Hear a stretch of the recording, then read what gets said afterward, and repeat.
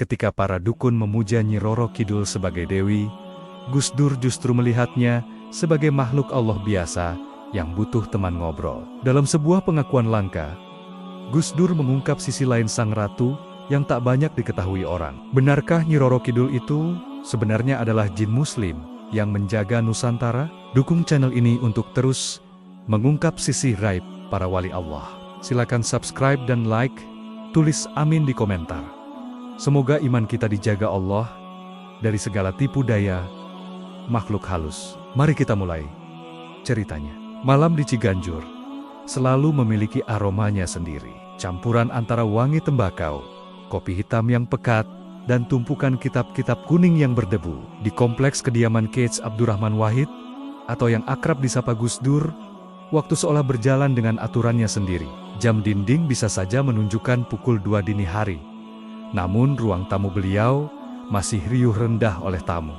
Mereka datang dari segala penjuru dan strata. Mulai dari menteri yang pusing memikirkan inflasi aktivis, mahasiswa yang berapi-api kiai kampung yang meminta doa untuk sumur pesantrennya yang kering, hingga orang gila. Dalam arti harfiah yang hanya ingin duduk diam menatap sang guru bangsa. Di tengah kepulan asap rokok dan tawa yang sesekali meledak, Gus Dur duduk bersila di sofa kesayangannya. Dengan mengenakan sarung yang agak kedodoran dan kaos oblong putih, beliau tampak santai, seolah tidak sedang memikul beban persoalan bangsa yang carut-marut. Malam itu, suasana sedikit lebih serius dari biasanya. Beberapa petinggi partai dan kiai sepuh sedang mendesak Gus Dur untuk menghadiri sebuah pertemuan politik penting di Jakarta Pusat pada esok siang. Agenda itu krusial, menyangkut manuver politik yang sedang memanas di ibu kota. Gus, jenengan Anda harus hadir besok. Kalau Gus Dur tidak ada, Key Forum tidak akan tercapai, dan lawan politik kita akan mengambil celah, ujar seorang politisi muda dengan nada mendesak. Keringat dingin tampak di dahinya meski ruangan ber-AC. Gus Dur hanya terkekeh pelan. Tangannya meraba-raba mencari gelas kopinya di meja. Sampean itu kok tegang sekali. Politik itu seperti main layangan. Tarik ulur saja, jangan ditarik terus, nanti putus. Tapi ini genting Gus, sergah kiai lain di sebelahnya. Besok jam 12 siang, waktunya makan siang. Sekalian lobi tingkat tinggi. Gus Dur menyeruput kopinya, lalu meletakkannya kembali dengan bunyi kelontang yang nyaring. Wajahnya berubah sedikit jenaka. Namun, sorot matanya, meski terbatas, penglihatannya memancarkan keseriusan yang aneh. Wah, kalau besok jam 12 siang saya tidak bisa, jawab Gus Dur enteng. Kenapa Gus? Ada agenda kenegaraan, bertemu presiden atau duta besar? Tanya si politisi penasaran. Setahunya, jadwal Gus Dur besok kosong melompong. Gus Dur menggeleng. Bukan. Saya sudah ada janji makan siang. Makan siang dengan siapa Gus? Biar kami yang atur ulang jadwalnya. Siapa tokohnya? Megawati, Amin Rais, atau Pak Harto? Gus Dur tersenyum simpul, senyum yang sulit ditebak maknanya. Bukan politisi. Ini urusannya lebih berat. Saya diundang makan siang sama Nyi Roro Kidul. Hening. Ruang tamu yang tadinya berdengung oleh suara diskusi, mendadak senyap. Senyap yang mencekam. Hanya suara detak jam dinding yang terdengar. Para tamu saling berpandangan. Apakah Gus Dur sedang melucu? Apakah ini salah satu joke legendarisnya untuk menghindari pertemuan yang membosankan? Atau apakah beliau serius? Si politisi muda tertawa canggung, mencoba mencairkan suasana. Hahaha, Gus Dur bisa saja masak ratu, pantai selatan ngajak makan siang. Menunya apa Gus? Ikan bakar? Atau sate lalat? Namun, tawa itu tidak disambut oleh para kiai sepuh yang hadir di situ. Mereka tahu, Gus Dur adalah sosok linuih, manusia yang diberi kelebihan. Ucapan Gus Dur seringkali mengandung sanepan kiasan, atau bahkan sebuah kasif penyingkapan mata batin yang nyata. Bagi kalangan pesantren tradisional, batas antara dunia nyata dan dunia gaib sangatlah tipis. Dan kiai sekelas Gus Dur diyakini memiliki paspor untuk melintasi kedua dunia tersebut. Saya serius, kata Gus Dur memotong tawa canggung itu. Nada suaranya datar. Tadi malam, saat saya sedang wiridan, ada utusan yang datang. Dia bilang, Kanjeng Ratu ingin bicara soal Nusantara. Katanya, ada pagebluk bencana yang mau datang, kalau para pemimpin di Jakarta terus-terusan serakah. Jadi, ya, saya harus ke sana. Menghormati tuan rumah, salah seorang asisten pribadi Gus Dur, sebut saja Kang Soleh, yang berdiri di pojok ruangan, merasakan bulu kuduknya meremang. Tapi ini, makan siang dengan mitos terbesar di tanah Jawa, Nyi Roro Kidul. Gus, Kang Soleh memberanikan diri mendekat dan berbisik. Maksud Gus Dur, kita ke Pelabuhan Ratu atau Parangtritis? Ya ke Laut Selatan Lale, masa ke Ancol? Di Ancol adanya lumba-lumba, bukan Ratu Kidul. Jawab Gus Dur santai, membuat beberapa orang tersenyum kecut. Malam itu, pertemuan bubar tanpa kepastian politik. Para tamu pulang dengan kepala penuh tanda tanya. Gus Dur tetap pada pendiriannya.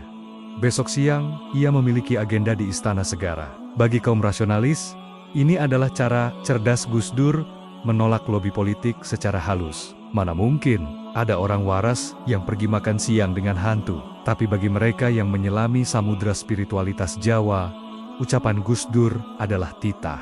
Jika beliau bilang akan bertemu Ratu Kidul, maka itu artinya akan ada pertemuan dua entitas besar. Penjaga spiritual Islam di tanah Jawa dan penjaga mistis alam Jawa. Setelah tamu terakhir pulang, Kang Soleh masih membereskan asbak rokok yang menggunung. Ia melihat Gus Dur masih duduk termenung. Kali ini wajahnya tampak lelah dan murung. Gus, panggil Kang Soleh pelan. Besok kita berangkat, jam berapa? Gus Dur menoleh ke arah suara Soleh. Pagi-pagi benar Le. Siapkan mobil, kita ke arah selatan. Jangan bawa banyak orang. Cukup kamu dan sopir saja. Bekalnya apa Gus? Bawa hati yang bersih saja. Di sana tidak laku uang, tidak laku jabatan. Kanjeng Ratu itu tidak butuh proposal proyek. Jawab Gus Dur. Lalu beliau terkekeh lagi. Oh ya Le, jangan lupa bawakan saya kacamata hitam yang bagus. Katanya di sana silau. Banyak emasnya. Kang Soleh mengangguk takzim.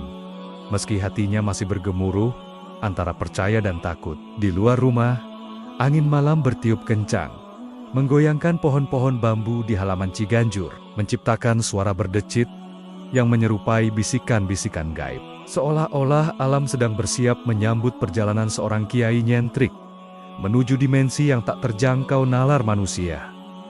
Undangan makan siang itu bukan sekadar gurauan, itu adalah awal dari sebuah perjalanan menembus tabir misteri, di mana logika akan dipaksa berlutut di hadapan rahasia ilahi.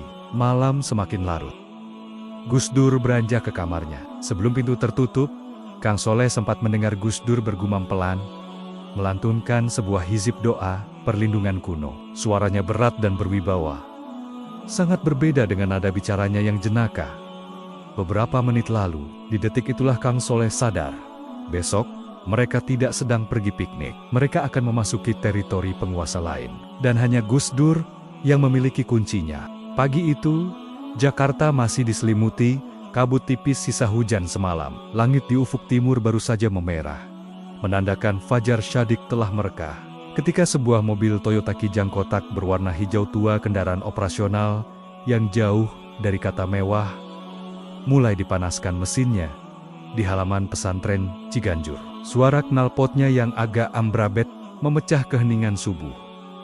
Bersahut-sahutan dengan suara tarhim dari masjid terdekat. Kang Soleh, dengan mata yang masih terasa lengket karena kurang tidur, sibuk memasukkan beberapa barang ke bagasi. Bukan koper pakaian, melainkan bekal sederhana. Satu termos air panas, beberapa bungkus rokok kretek kesukaan Gus Dur, sekotak kue basah sisa tamu semalam, dan satu tas kecil berisi sarung cadangan, serta Al-Quran kecil. Ia bergerak mekanis, namun pikirannya melayang-layang liar. Apakah kita benar-benar akan ke Laut Selatan? Atau Gus Dur nanti minta belok ke warung Tegal di tengah jalan, lalu bilang inilah istananya? Batin Soleh skeptis. Ia tahu betul, Gus Dur adalah raja humor. Bisa jadi, Ratu Pantai Selatan hanyalah metafora untuk seorang janda tua, penjual ikan asin, yang perlu disantuni. Tak lama kemudian, pintu rumah terbuka. Gus Dur keluar, dipapah oleh Pak Yatno, sopir setia yang pembawaannya tenang, namun nyaris tak pernah bicara. Gus Dur mengenakan batik lengan panjang berwarna coklat tanah, kopiah hitam yang miring sedikit ke kiri, dan kacamata tebalnya. Wajahnya segar, seolah beliau baru saja tidur nyenyak 8 jam. Padahal Soleh tahu persis, kiainya itu hanya terlelap tak lebih dari 2 jam. "Ayo Le, keburu macet, nanti Kanjeng Ratu ngambek kalau tamunya telat." Beliau itu disiplin, beda sama anggota DPR. Gurau Gus Dur saat hendak masuk ke kursi tengah mobil. Kang Soleh tersenyum kecut. "Enjih, Gus, tapi ini beneran ke arah Sukabumi, Gus, bukan ke bandara." "Loh, kamu ini kok ragu terus?" "Ya ke selatan, ke Pelabuhan Ratu. Lewat jalur Ciawi. Terus naik ke gunung, baru turun ke laut. Jalannya asyik, banyak tikungan kayak nasib politik kita." Jawab Gus Dur santai, sambil membetulkan posisi duduknya. Mobil kijang itu pun meluncur meninggalkan Ciganjur, membelah jalanan Jakarta yang mulai menggeliat. Di dalam mobil, Pak Yatno menyetel radio dangdut dengan volume lirih. Gus Dur tampak menikmati perjalanan, jari-jarinya mengetuk-ngetuk lutut, mengikuti irama kendang. Namun, suasana santai itu perlahan berubah ketika mobil mulai meninggalkan hiruk-pikuk kota dan memasuki kawasan puncak menuju Sukabumi. Jalanan mulai menanjak dan berkelok. Pohon-pohon besar di kiri kanan jalan seolah menjadi raksasa yang menunduk mengawasi mereka. Kabut pegunungan mulai turun, membuat jarak pandang Pak Yatno terbatas. Anehnya, semakin jauh mereka meninggalkan peradaban kota, semakin Gus Dur banyak bicara. Tapi bukan bicara kepada Soleh atau Yatno. Beliau bicara sendiri, atau lebih tepatnya, bicara pada ruang kosong. "Waalaikumsalam. Monggo, monggo. Tapi jangan di pangkuan saya. Sempit, di atap saja kalau mau ikut," gumam Gus Dur, tiba-tiba sambil menganggukkan kepala ke arah jendela sebelah kanan. Kang Soleh yang duduk di kursi depan, sontak menoleh ke belakang. Jantungnya mencelos. "Gus, bicara sama siapa?" Gus Dur terkekeh, pelan. "Itu, ada anak buahnya, Kanjeng Ratu yang jemput. Mereka mau mengawal. Kasihan, capek terbang, jadi mau numpang di atap mobil. Biarin saja. Hitung-hitung, nambah beban. Biar mobilnya nggak melayang kalau ngebut." Pak Yatno yang biasanya tenang, kali ini mencengkeram setir lebih erat. Buku-buku jarinya memutih. Mobil terasa menjadi lebih berat secara mendadak. Mesin kijang tua itu menggerung lebih keras dari biasanya, seolah sedang mendaki tanjakan curam dengan muatan penuh batu kali. Padahal jalanan sedang landai. "Pak Yatno, gigi 2 saja, jangan dipaksa," perintah Gus Dur lembut, seolah tahu apa yang dirasakan sopirnya. Memang agak berat. Penumpangnya nambah banyak, rombongan protokoler gaib sudah datang. Soleh menelan ludah. Ia melirik kaca spion tengah, kosong. Hanya ada Gus Dur yang duduk tenang sambil memutar-mutar tasbih di tangannya. Namun, atmosfer di dalam mobil berubah drastis. Udara menjadi dingin, bukan dingin AC, melainkan dingin yang menusuk tulang dan membuat tengkuk meremang. Bau di dalam kabin pun berubah. Aroma pewangi jeruk mobil yang menyengat perlahan pudar, berganti dengan aroma bunga melati yang sangat kuat, bercampur dengan bau amis laut yang samar-samar. Padahal, posisi mereka masih di tengah pegunungan, puluhan kilometer dari bibir pantai Gus. "Baunya kok wangi sekali?" tanya Soleh dengan suara bergetar. "Ya wangi, tuh, Le. Masak bau kemenyan? Ini dayo tamu terhormat," sambutlah dengan Fatihah dalam hati. "Jangan takut. Mereka nggak gigit, paling cuma nganduli mobil," jawab Gus Dur enteng. Perjalanan berlanjut dalam keheningan yang mencekam. Hanya suara Gus Dur yang sesekali terdengar bergumam, melafalkan zikir-zikir yang tidak dikenali Soleh. Kang Soleh memperhatikan. Setiap kali mereka melewati tikungan tajam yang rawan kecelakaan, Gus Dur akan mengangkat tangannya sedikit, seolah memberi salam hormat.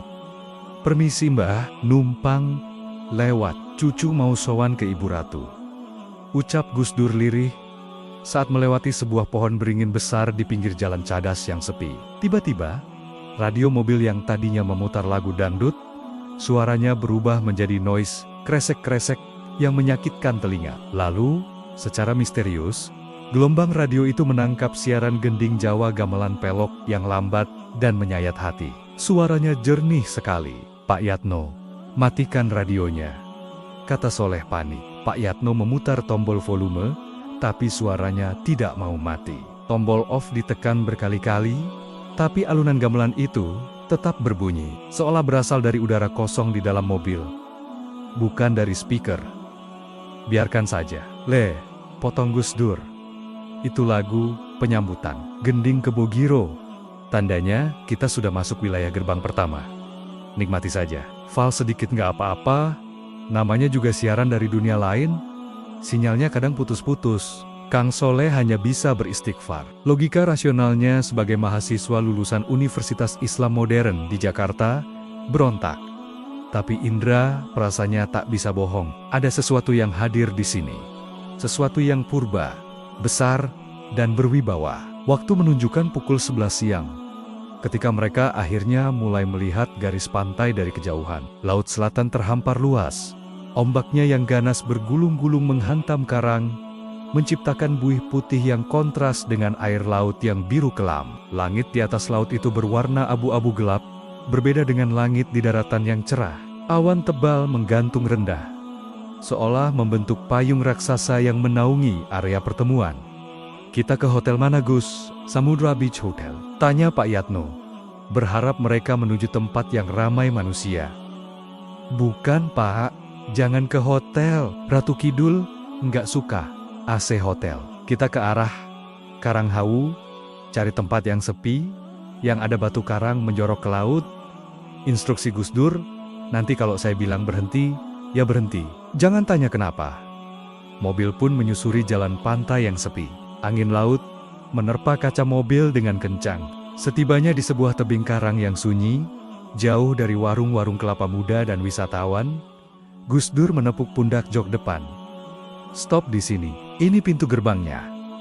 Mobil berhenti, suara deburan ombak terdengar menggelegar, seperti suara ribuan kuda yang berlari.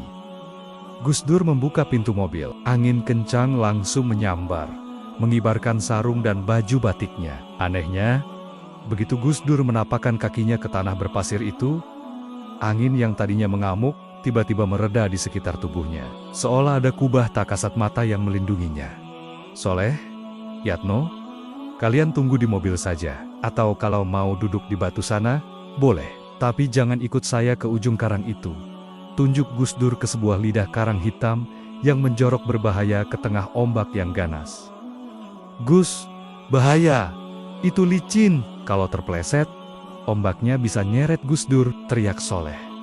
Naluri bodyguardnya muncul. Gus Dur berbalik, wajahnya sangat serius, tanpa senyum sedikitpun. Kacamata hitamnya memantulkan bayangan langit yang kelabu.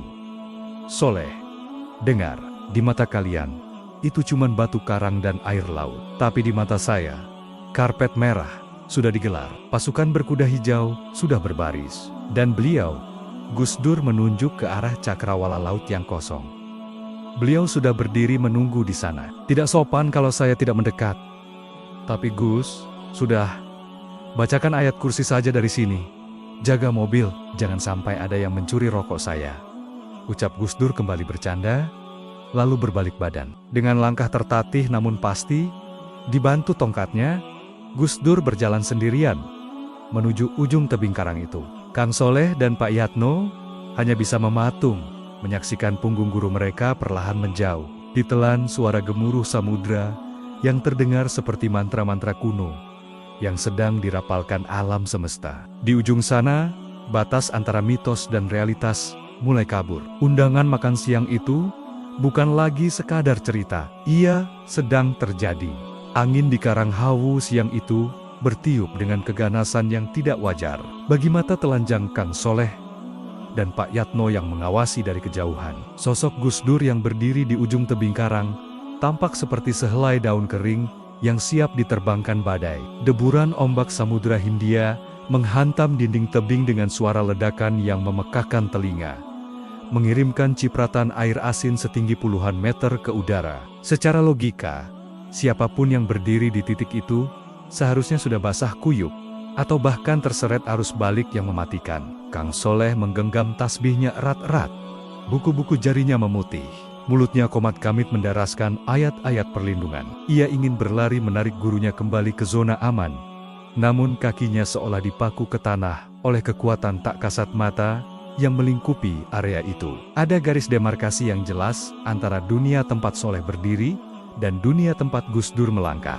Sebuah batas imajiner di mana hukum fisika berhenti berlaku dan hukum metafisika mulai mengambil alih kendali. Sementara itu, di sisi Gus Dur, realitas telah bergeser 180 derajat. Apa yang dilihat Soleh sebagai amukan badai, bagi Gus Dur, adalah sebuah upacara penyambutan kenegaraan yang agung. Suara gemuruh ombak yang menakutkan itu perlahan berubah frekuensinya di telinga sang kiai, bertransformasi menjadi alunan gending monggang, gending sakral yang biasa dimainkan di keraton Jawa untuk menyambut raja. Cipratan air laut yang ganas itu tidak menyentuh kulitnya. Sebaliknya, butiran air itu membias menjadi partikel-partikel cahaya berwarna hijau pupus yang membentuk lorong panjang bercahaya. Gus Dur tersenyum, memperbaiki letak pecinya yang sedikit miring, lalu mengetukkan tongkatnya ke batu karang 3 kali. Tuk, tuk, tuk. Ketukan itu pelan, namun getarannya merambat ke dasar samudra, menjadi kunci pembuka gerbang dimensi yang selama berabad-abad terkunci rapat dari pandangan manusia biasa. Tiba-tiba, pandangan di depan Gus Dur terbelah. Kabut tebal yang menyelimuti cakrawala laut perlahan menyibak, menampilkan sebuah gapura raksasa yang bukan terbuat dari batu bata atau semen, melainkan tersusun dari pilar-pilar air laut yang membeku dan memadat, berkilauan diterpa cahaya matahari yang anehnya tidak terasa panas. Di depan gapura itu, berbaris ribuan sosok tak kasat mata. Mereka bukanlah hantu menyeramkan seperti dalam cerita horor murahan, melainkan para abdi dalam gaib berbusana prajurit Mataram kuno, lengkap dengan tombak dan keris, namun tubuh mereka transparan, laksana terbuat dari uap air. Mereka menunduk takzim, melakukan sembah bekti. Saat Gus Dur melintas, Gus Dur mengangguk hormat ke kiri dan ke kanan. Bibirnya menggumamkan salam. Assalamualaikum, wahai hamba-hamba Allah di alam barzah.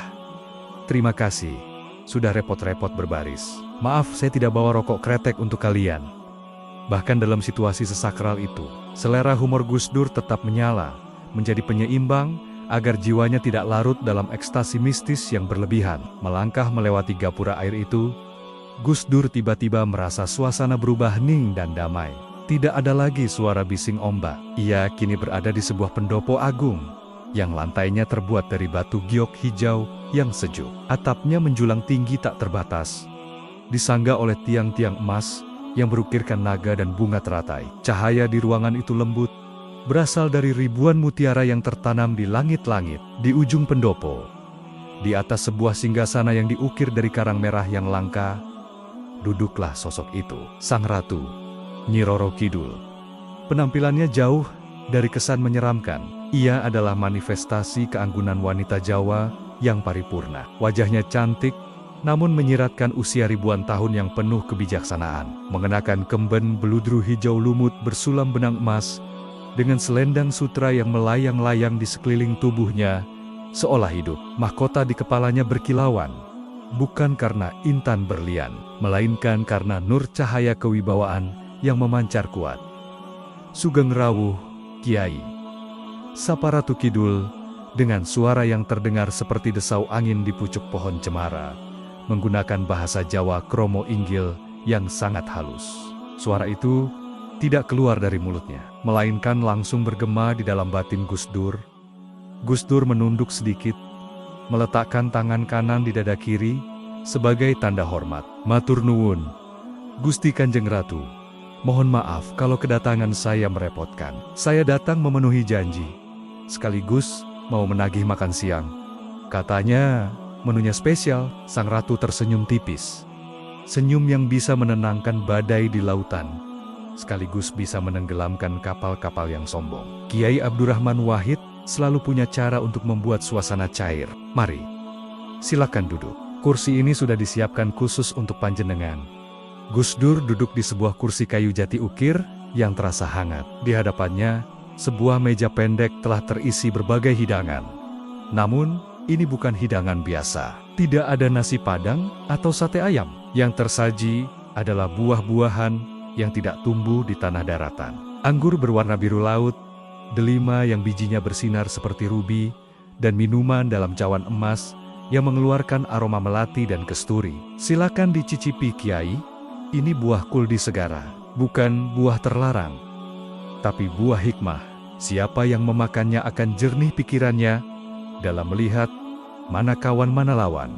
Ujar Ratu Kidul, mempersilakan. Gus Dur mengambil sebutir anggur biru itu, memakannya dengan santai. Rasanya manis, segar, dan seketika membuat matanya yang di dunia nyata terbatas penglihatannya menjadi sangat awas. Di dimensi ini, Gus Dur bisa melihat dengan ketajaman mata elang. Ia menatap wajah Ratu Kidul dengan seksama, melihat gurat-gurat kesedihan di balik kecantikannya.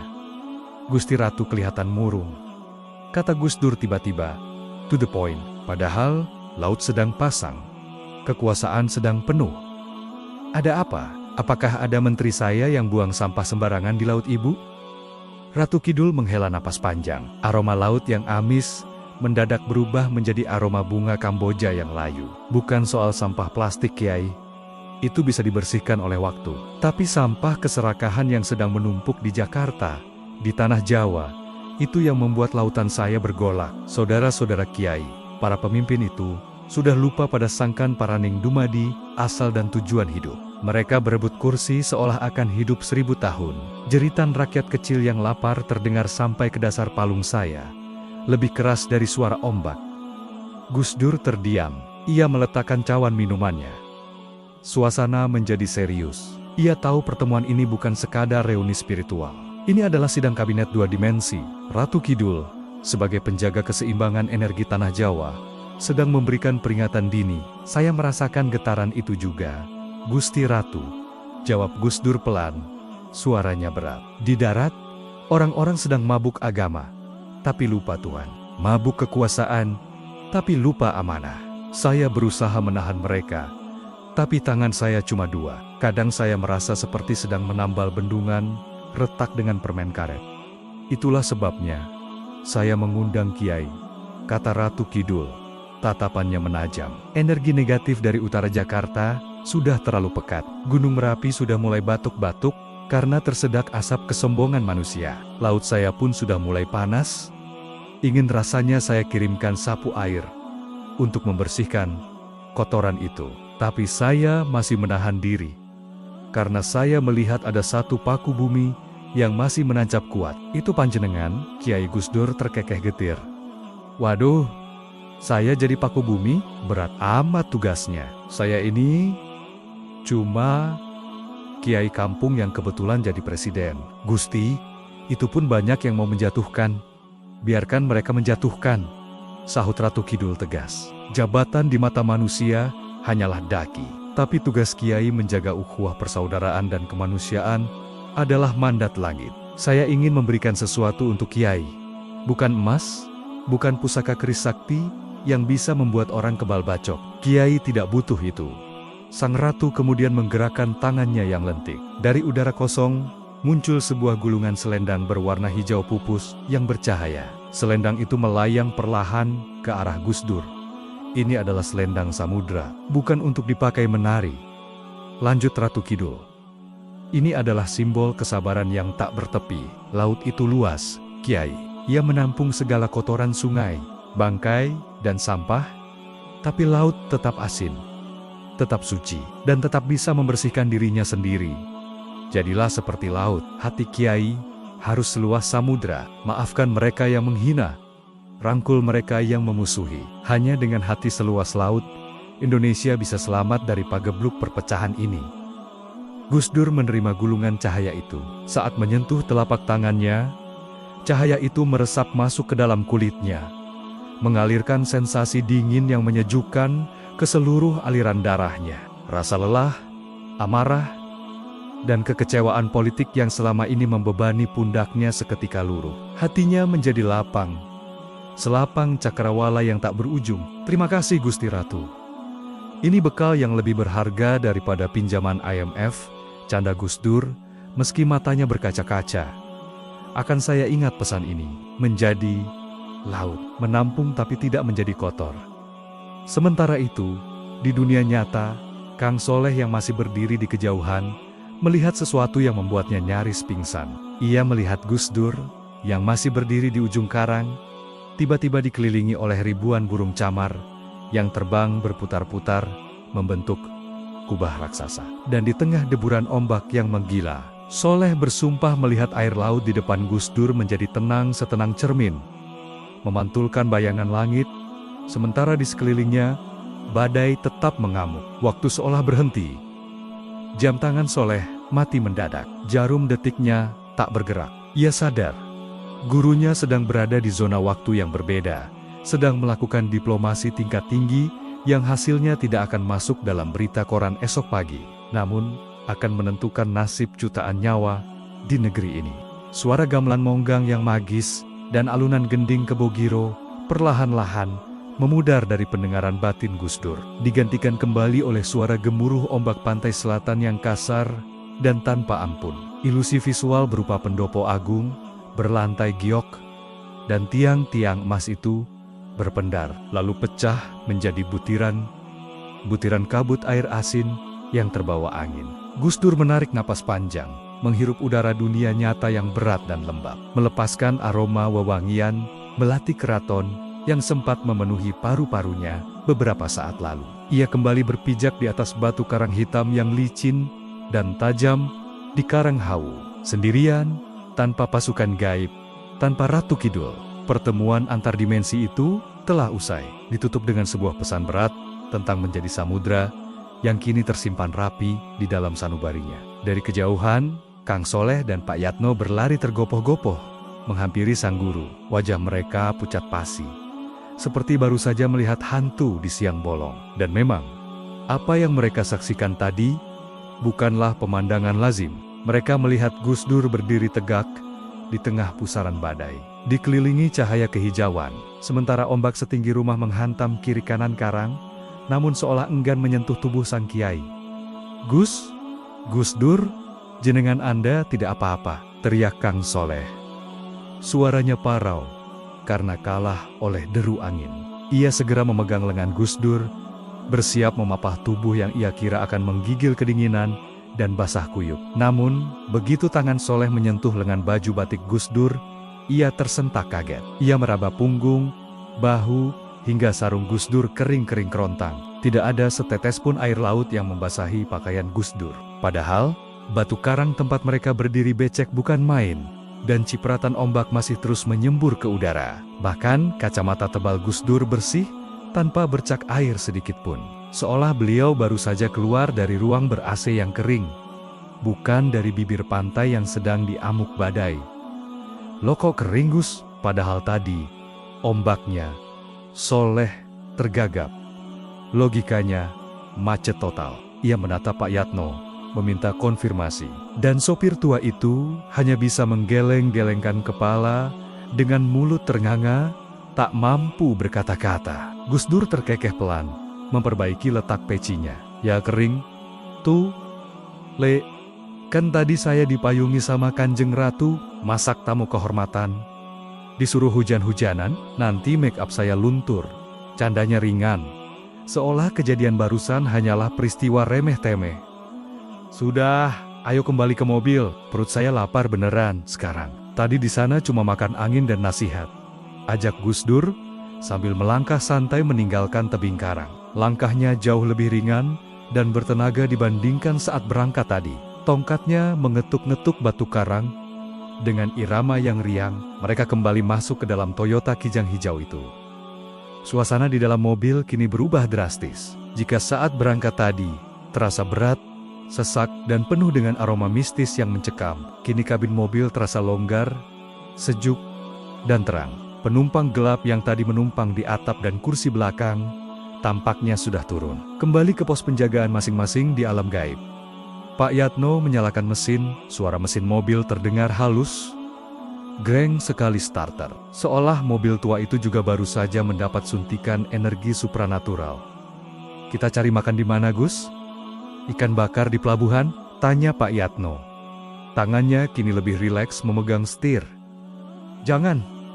Kita langsung balik arah Jakarta saja. Cari makan di jalan nanti. Ada urusan mendesak yang menunggu di ibu kota. Firasat saya, Kompor di Jakarta sudah mulai meleduk-meledak, jawab Gus Dur sambil menyandarkan punggungnya. Beliau tampak memejamkan mata, namun jari-jarinya terus bergerak memutar tasbih. Bibirnya komat kamit melafalkan wirid pasca pertemuan. Perjalanan pulang menempuh jalur Cikidang yang terkenal dengan kelokan tajam dan hutan karet yang rimbun. Matahari mulai condong ke barat. Sinarnya menerobos celah-celah dedaunan pohon sawit dan karet, menciptakan bayangan panjang di aspal yang mulai rusak di sana-sini. Kang Soleh masih penasaran setengah mati. Ia menoleh ke belakang. Gus, punten maaf. Tadi itu beneran makan siang, maksud saya? Gus Dur melihat wujud aslinya, tanya Soleh. Hati-hati. Gus Dur membuka matanya sedikit. Wujud itu relatif, Le.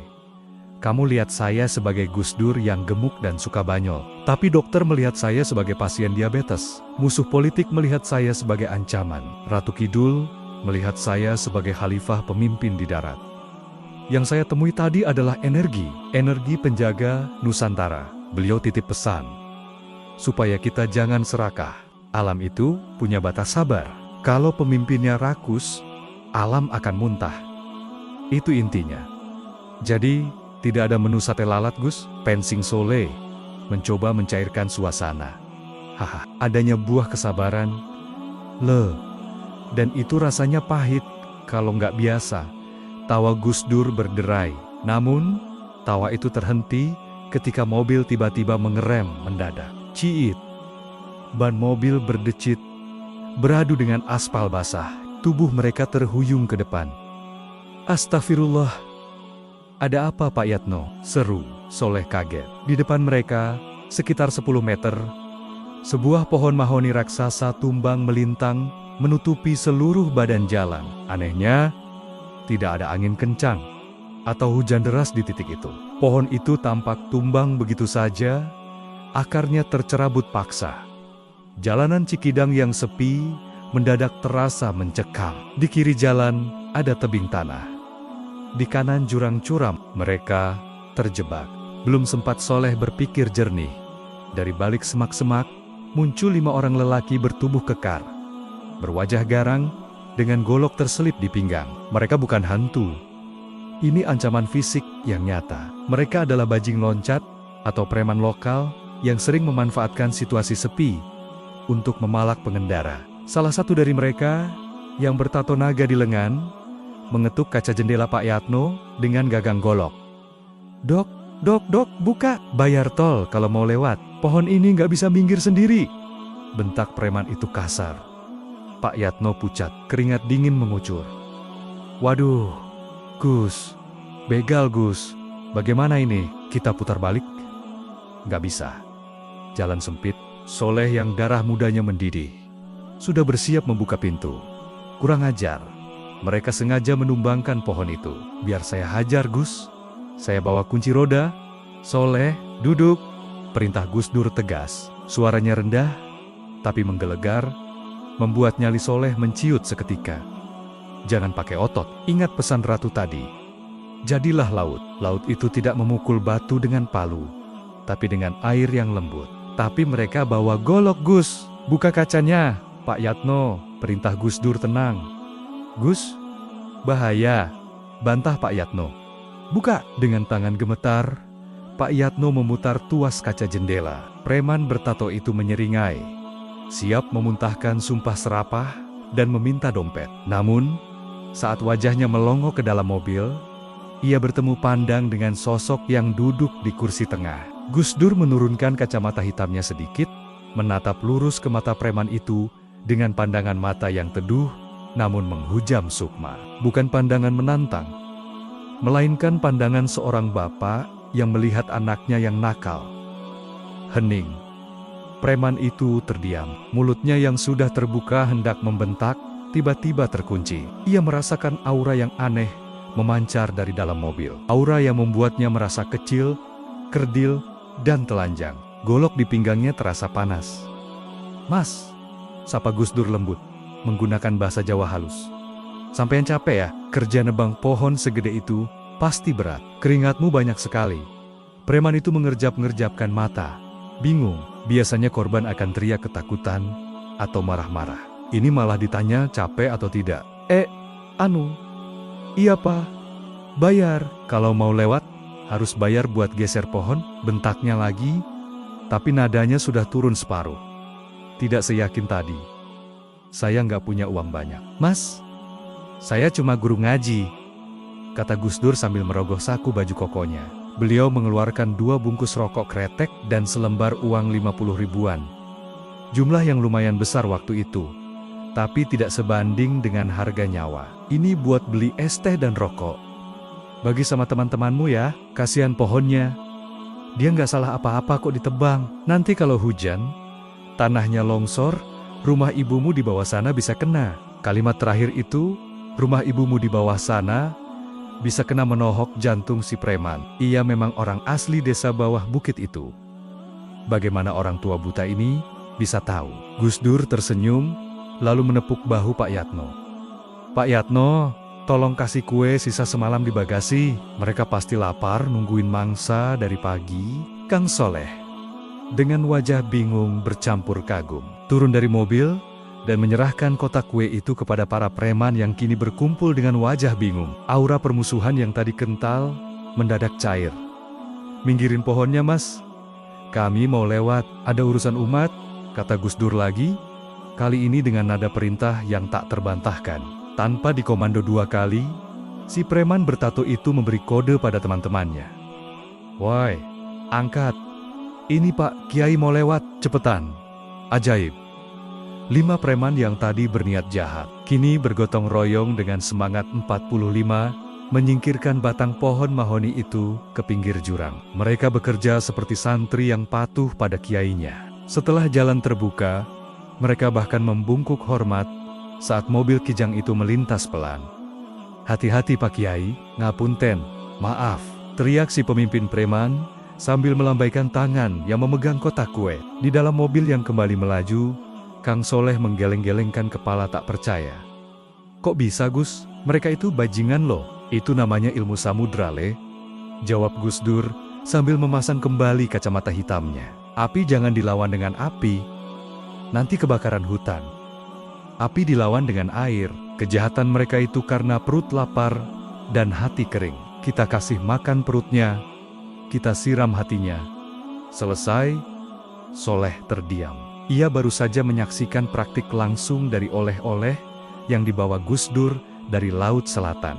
Kesabaran yang meluaskan hati, yang mampu mengubah ancaman menjadi persaudaraan. Namun, ketenangan itu tidak berlangsung lama. Begitu mobil memasuki wilayah Ciawi dan sinyal seluler mulai penuh. Handphone komunikator besar milik Gus Dur yang dipegang Soleh berdering nyaring. Kring, kring, kring. Soleh mengangkatnya. Wajahnya langsung tegang. Halo. Iya Pak. Kami sedang di jalan. Apa situasinya memanas? Demo di depan istana? Soleh menutup telepon dengan tangan gemetar. Ia menoleh ke Gus Dur. Gus, dari Jakarta. Situasi gawat, lawan politik Gus Dur memobilisasi massa. Mereka menuntut sidang istimewa, dipercepat, kabinet gonjang-ganjing. Gus Dur tidak kaget, wajahnya tetap tenang, setenang permukaan laut yang dilihat Soleh tadi. Ia hanya menghela napas panjang. Nah, kan baru juga dibilang Ratu Kidul. Jakarta memang sedang panas. Ya sudah, Pak Yatno, ngebut sedikit. Saatnya kita bekerja. Liburannya sudah selesai. Mobil kijang tua itu pun memacu kecepatan, membelah kemacetan sore, menuju ibu kota yang sedang terbakar amarah politik. Di kursi tengah, Gus Dur duduk diam bagaikan batu karang, siap menghadapi gelombang fitnah dan intrik yang jauh lebih ganas daripada ombak laut selatan manapun. Jakarta menyambut kepulangan Gus Dur bukan dengan karpet merah, melainkan dengan barikade kawat berduri dan lautan manusia yang meneriakkan kemarahan. Mobil Toyota Kijang hijau yang membawa rombongan kecil itu harus mengambil jalan memutar lewat pintu belakang Istana Merdeka, menghindari kerumunan demonstran yang memadati jalan Medan Merdeka Utara. Suasana ibu kota malam itu benar-benar kontras dengan ketenangan mistis di Karanghawu. Di sini, udara terasa panas bukan karena cuaca, melainkan karena gesekan ambisi dan intrik politik yang membakar ubun-ubun. Lampu-lampu sorot dari mobil polisi dan water cannon menyapu kegelapan, menciptakan siluet-siluet menyeramkan di dinding putih istana yang angkuh. Begitu Gus Dur turun dari mobil, dibantu oleh Kang Soleh dan Pak Yatno, suasana kepanikan langsung menyergap. Para menteri, staf khusus, hingga ajudan militer berlarian menyambutnya dengan wajah-wajah tegang. Keringat membasahi kerah kemeja mahal mereka. Telepon di ruang kerja presiden berdering tiada henti. Bersahut-sahutan dengan suara sirina dari luar pagar. "Gus, alhamdulillah Gus Dur sudah sampai," seru Pak Menteri Sekretaris Negara. Napasnya tersengal-sengal. "Gawat Gus, situasi chaos." Pimpinan partai oposisi baru saja konferensi pers. Mereka menuduh Gus Dur tidak kompeten karena menghilang seharian di saat genting. Mereka mengancam akan mempercepat sidang istimewa besok pagi. Seorang jenderal bintang 3 dengan wajah kaku ikut menimpali. "Izin, Presiden, kami sarankan Bapak segera membuat pernyataan pers. Bantah isu, kalau Bapak sakit atau kabur. Keberadaan Bapak yang tidak diketahui selama 10 jam terakhir ini jadi peluru buat lawan." Gus Dur yang masih mengenakan kemeja batik dan sarung yang sama saat dipakai bertemu Ratu Kidul, hanya tersenyum santai. Beliau berjalan pelan menuju ruang tengah istana, tempat meja makan oval berada. Seolah-olah beliau baru pulang dari jalan-jalan sore di taman, bukan dari perjalanan lintas dimensi. "Sabar, sabar, gitu aja kok repot," ujar Gus Dur sambil duduk di kursi kepresidenan. "Saya nggak kabur. Saya tadi diplomasi tingkat tinggi, lebih tinggi dari lobi-lobi kalian di hotel berbintang." Para menteri saling pandang, bingung, diplomasi dengan siapa? Gus, IMF, Bank Dunia, atau utusan Presiden Amerika? Tanya seorang staf khusus yang berhaluan liberal. Gus Dur mengambil segelas air putih yang disodorkan pelayan istana, meminumnya seteguk, lalu meletakkannya kembali dengan tenang. "Bukan, saya tadi makan siang sama Nyi Roro Kidul." Hening, lagi-lagi. Keheningan yang canggung menyelimuti ruangan itu. Kali ini lebih parah daripada di Ciganjur. Karena di ruangan ini berisi para teknokrat, jenderal, dan akademisi lulusan luar negeri yang otaknya penuh dengan rasionalitas dan kalkulasi politik. Mendengar presidennya bicara soal Ratu Pantai Selatan di tengah krisis negara, mereka merasa seolah langit-langit istana mau runtuh. Beberapa orang menahan napas, khawatir Gus Dur sedang mengalami delirium akibat kelelahan. "Gus, Pak Menteri, Pertahanan berusaha bicara dengan nada hati-hati, seperti bicara pada anak kecil. Ini bukan waktunya bercanda. Media di luar sana sedang menunggu. Kalau Gus Dur bilang begitu ke wartawan, kita habis. Mereka akan bilang presiden klinik, presiden tidak rasional." Gus Dur tertawa terbahak-bahak. Suaranya menggema di ruangan yang dingin itu. "Loh, siapa yang bercanda? Politik di Indonesia itu memang tidak bisa cuma pakai rasio jenderal. Kalau pakai rasio, negara ini sudah bubar dari dulu. Indonesia ini dijaga oleh dua kekuatan. Kekuatan doa para kiai di langit, dan kekuatan budaya di bumi. Nyi Roro Kidul itu simbol budaya, simbol penjaga tanah Jawa. Saya datang ke sana untuk memastikan paku bumi kita masih kuat, supaya gempa politik di Jakarta ini tidak bikin negara retak." Kang Soleh yang berdiri di pojok ruangan hanya tersenyum simpul. Ia tahu, Gus Dur sedang memainkan kartu psaywar perang urat saraf. Gus Dur tahu persis bahwa musuh-musuh politiknya yang sebagian besar adalah kaum modernis dan sekuler paling takut dan bingung menghadapi hal-hal yang tidak bisa mereka ukur dengan logika. Dengan melempar isu Ratu Kidul, Gus Dur sedang mengacak-acak frekuensi berpikir lawan. "Begini saja," lanjut Gus Dur, wajahnya berubah serius. "Kalian bilang ke wartawan, Presiden baru saja melakukan kontemplasi untuk keselamatan bangsa. Titik. Nggak usah sebut Ratu Kidul kalau kalian malu. Tapi intinya, saya sudah dapat mandat." "Mandat apa Gus?" tanya staf ahli, penasaran. "Mandat kesabaran samudra," jawab Gus Dur sambil menepuk dada kirinya. Tempat di mana secara metaforis, selendang samudra, pemberian sang ratu tadi, meresap. Lawan kita itu sedang panik. Mereka teriak-teriak, demonstrasi, ancam impeachment. Itu tanda mereka takut. Mereka takut kehilangan akses ke sumber daya. Ratu Kidul tadi pesan, Ojo kagetan, ojo gumunan. Jangan mudah kaget, jangan mudah heran. Biarkan mereka menari-nari sampai capek sendiri. Kita diam saja, seperti karang. Nanti kalau ombaknya surut, kita masih berdiri, mereka sudah hanyut. Mendengar filosofi itu, ketegangan di wajah para menteri sedikit mereda. Meskipun mereka tetap skeptis soal pertemuan mistis itu, tapi pesan moralnya masuk akal. Ketenangan Gus Dur adalah aset terbesar saat ini. Di tengah badai, nahoda tidak boleh ikut panik. Namun, di sudut ruangan, ada seorang staf muda yang diam-diam mengetik pesan singkat SMS di ponsel komunikatornya. Staf ini adalah duri dalam daging, informan yang ditanam oleh kubu oposisi di dalam istana. Ia mengirim pesan ke pimpinan partai lawan, Info A1. Gus Dur baru balik dari Pelabuhan Ratu. Ngakunya ketemu Nyi Roro Kidul. Dia mulai ngelantur. Isu klinik bisa digoreng untuk jatuhkan kredibilitasnya. Pesan itu terkirim. Dalam hitungan jam, rumor itu menyebar di kalangan elit politik Jakarta. Di markas oposisi, mereka tertawa terbahak-bahak. Mereka merasa mendapat amunisi baru. Lihat ini, seru seorang politisi senior lawan sambil menggebrak meja di sebuah kafe di Menteng. Presiden kita sudah gila, negara mau bangkrut, dia malah main dukun di Laut Selatan. Besok kita hajar dia di media. Kita bingkai dia sebagai pemimpin yang tidak waras. Mereka tidak sadar, mereka baru saja masuk ke dalam perangkap Gus Dur. Kembali ke istana. Jam menunjukkan pukul 2 pagi.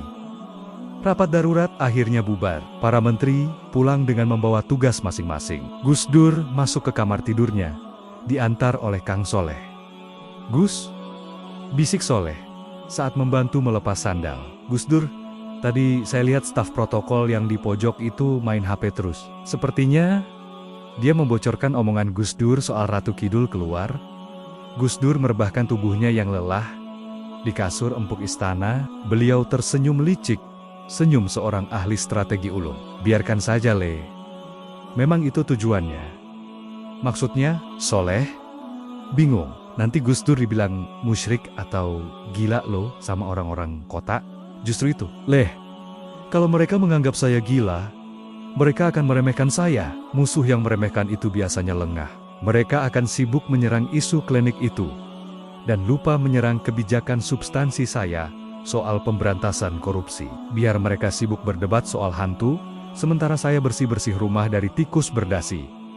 Soleh tertegun. Masya Allah. Pikirannya tidak sampai ke sana. Gus Dur menjadikan dirinya sendiri sebagai umpan.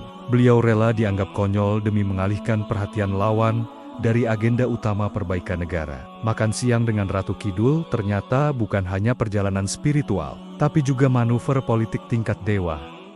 "Sudah, kamu tidur sana. Besok pagi beli koran yang banyak. Saya mau lihat seberapa kreatif mereka memfitnah saya," kata Gus Dur sambil menarik selimut. "Oh iya, Le, tolong lukisan Jenderal Sudirman di ruang depan itu digeser sedikit ke kanan. Tadi Ibu Ratu bilang posisinya kurang pas, menghalangi aliran angin dari selatan." "Siap, Gus," jawab Soleh takzim. Soleh keluar dari kamar presiden, meninggalkan Gus Dur yang mulai mendengkur halus. Di luar, Jakarta masih belum tidur. Intrik terus berjalan. Mesin Fox terus memuntahkan siaran pers, dan para demonstran bayaran masih membakar ban. Tapi di dalam kamar itu, sang presiden tidur dengan nyenyak. Dijaga oleh keyakinan yang tak tergoyahkan, dan mungkin oleh pasukan tak kasat mata yang ikut pulang bersamanya dari Laut Selatan. Keesokan harinya, seperti dugaan Gus Dur, headline koran-koran kuning dan tabloid oposisi meledak dengan judul sensasional. Presiden menghilang misterius. Diduga ritual di Laut Selatan dan Gus Dur, saya makan siang dengan Nyi Roro Kidul. Masyarakat gempar, kaum intelektual mencibir, kaum agamis puritan marah. Tapi rakyat jelata di kampung-kampung justru tersenyum. Bagi rakyat kecil, pemimpin yang dekat dengan alam gaib adalah pemimpin yang sakti. Gus Dur semakin dicintai oleh basis massa akar rumputnya. Sementara elit politik semakin bingung menghadapi jurus mabuk sang kiai. Namun, permainan belum selesai. Ratu Kidul telah memberikan selendang samudra kesabaran. Tapi badai sesungguhnya baru akan menerjang. Sebuah dokumen rahasia negara hilang dari meja kerja presiden, dan dokumen itu berisi daftar nama para jenderal dan konglomerat yang akan ditangkap Gus Dur. Matahari pagi belum tinggi, namun suhu di dalam Istana Merdeka sudah mendidih. Bukan karena pendingin ruangan yang rusak, melainkan karena kepanikan luar biasa yang melanda ring 1 kepresidenan. Sebuah map berwarna merah menyala yang seharusnya tergeletak manis di atas meja kerja Presiden Abdurrahman Wahid, lenyap tanpa bekas. Map itu bukan sembarang map. Di dalamnya tersimpan draft keputusan Presiden Kepres tentang pembubaran sebuah departemen yang dianggap sarang korupsi, lengkap dengan daftar nama jenderal dan konglomerat hitam yang asetnya akan dibekukan. Jika dokumen itu jatuh ke tangan lawan politik sebelum diumumkan resmi, dampaknya akan seperti bom atom, sabotase ekonomi, kerusuhan buatan, hingga upaya kudeta parlemen yang lebih cepat. Kepala Biro Pengamanan Istana, seorang kolonel yang kaku dan disiplin, mondar-mandir dengan wajah pucat. Keringat sebesar biji jagung menetes di pelipisnya. Ia sudah memerintahkan anak buahnya menggeledah setiap tong sampah, memeriksa setiap laci, dan menginterogasi petugas kebersihan. "Mustahil hilang, Pak," lapor seorang letnan dengan suara bergetar. "CCTV di koridor tidak merekam siapapun masuk ke ruang kerja Bapak sejak semalam, kecuali Kang Soleh dan Bapak Presiden sendiri." Gus Dur, pusat dari segala kegaduhan itu, justru sedang duduk santai di beranda belakang istana. Di hadapannya tersaji semangkuk bubur ayam tanpa kacang dan segelas teh hangat. Beliau mendengarkan laporan-laporan panik itu sambil sesekali menyeruput tehnya dengan bunyi sert yang nyaring, seolah sedang menikmati orkestra kepanikan yang ia pimpin sendiri. Sudah, jangan ribut kayak pasar kaget," potong Gus Dur ketika si kolonel hendak melapor untuk kelima kalinya. "Dokumen itu nggak punya kaki, jadi nggak mungkin lari jauh. Paling cuma keselip atau ada tangan jahil yang mau main petak umpet. Tapi ini gawat darurat, Gus. Kalau bocor ke Senayan, kita habis," seru salah satu staf khusus politiknya. Gus Dur meletakkan sendok buburnya. Wajahnya berubah serius, namun matanya menyipit jenaka. "Kalian ini terlalu percaya sama teknologi. CCTV itu buatan manusia, bisa diakali. Maling di istana ini canggih. Dia nggak pakai topeng, tapi pakai dasi. Dia nggak manjat tembok, tapi punya kartu akses VIP." "Siapa, Gus? Biar kami tangkap sekarang," tanya si kolonel. Tangannya refleks meraba pistol di pinggang. EIT, jangan main tangkap, nanti melanggar HAM. Kita pakai cara halus," kata Gus Dur. Beliau kemudian menoleh ke arah Kang Soleh yang berdiri setia di sampingnya. "Le, ambilkan segelas air putih dan sedikit garam dapur." Kang Soleh bingung, tapi segera melaksanakan perintah. "Buat apa, Gus? Kita mau menangkap tuyul berdasi." "Tuyul itu takut sama asinnya garam dan tajamnya mata batin," jawab Gus Dur santai. Namun suaranya cukup keras hingga terdengar oleh beberapa staf yang berkumpul di situ. Berita bahwa Gus Dur akan melakukan ritual menangkap tuyul menyebar cepat ke seluruh penjuru istana. Suasana menjadi tegang dan mistis. Orang-orang teringat berita koran pagi ini tentang Gus Dur yang baru saja bertemu Nyi Roro Kidul. Mereka berpikir, jangan-jangan Gus Dur membawa pasukan halus dari Laut Selatan untuk menjadi detektif. Psikologis para penghuni istana mulai terganggu. Bagi yang bersih, mereka penasaran. Bagi yang kotor, jantung mereka berdegup kencang seperti genderang perang. Gus Dur meminta seluruh staf, ajudan, dan pegawai yang memiliki akses ke ruang kerjanya untuk berkumpul di ruang Jepara. Ada sekitar 15 orang, mulai dari sekretaris pribadi, staf ahli, hingga petugas kebersihan senior. Mereka berdiri berbaris dengan wajah tegang. Gus Dur duduk di kursi tengah, memegang gelas air yang sudah diberi garam. Beliau tidak melihat dengan mata fisiknya, tapi kepalanya bergerak pelan dari kiri ke kanan, seolah sedang memindai barcode dosa di dahi setiap orang. "Bapak-bapak, ibu-ibu," buka Gus Dur dengan nada datar. "Saya tahu dokumen itu ada di antara kalian. Saya tidak marah. Mungkin kalian butuh uang, atau kalian diancam oleh bos kalian di luar sana. Tapi, ingat, dokumen itu sudah saya bacakan hizib doa perlindungan kemarin malam sepulang dari Laut Selatan." Gus Dur berhenti sejenak, membiarkan kalimat Laut Selatan meresap ke dalam benak mereka, menciptakan teror psikologis. Siapapun yang memegang dokumen itu dengan niat jahat, lanjut Gus Dur dengan suara yang tiba-tiba menjadi berat dan berwibawa, tangannya akan terasa panas. Panas seperti memegang bara api. Dan nanti malam, dia tidak akan bisa tidur karena akan didatangi oleh penjaga dokumen itu. Sosoknya tinggi besar, baunya amis laut, hening. Ruangan ber-AC itu mendadak terasa pengap. Beberapa orang menelan ludah, ada yang kakinya gemetar. Gus Dur sedang memainkan main game tingkat tinggi. Beliau memadukan otoritas kepresidenan dengan mitos klinik yang sangat ditakuti oleh orang Jawa, bahkan yang modern sekalipun. Sekarang, saya kasih kesempatan. Kembalikan dokumen itu ke meja saya dalam waktu 1 jam. Kalau sudah balik, saya anggap tidak pernah terjadi apa-apa. Kalau tidak, Gus Dur meminum sedikit air garam itu, lalu menyemburkannya pelan ke lantai biur. Jangan salahkan saya, kalau nanti kulit kalian gatal-gatal seperti kena ubur-ubur. Pertemuan dibubarkan. Orang-orang bubar dengan wajah pucat. Kang Soleh menuntun Gus Dur kembali ke ruang kerja. Gus, beneran dikasih doa? Bisik Soleh penasaran. Gus Dur terkekeh pelan. Doa apa? Itu cuman air garam buat kumur. Gigi saya linu tadi pagi. Tapi orang yang bersalah itu hatinya nggak tenang, Le. Ketakutan sendiri adalah hantu yang paling seram.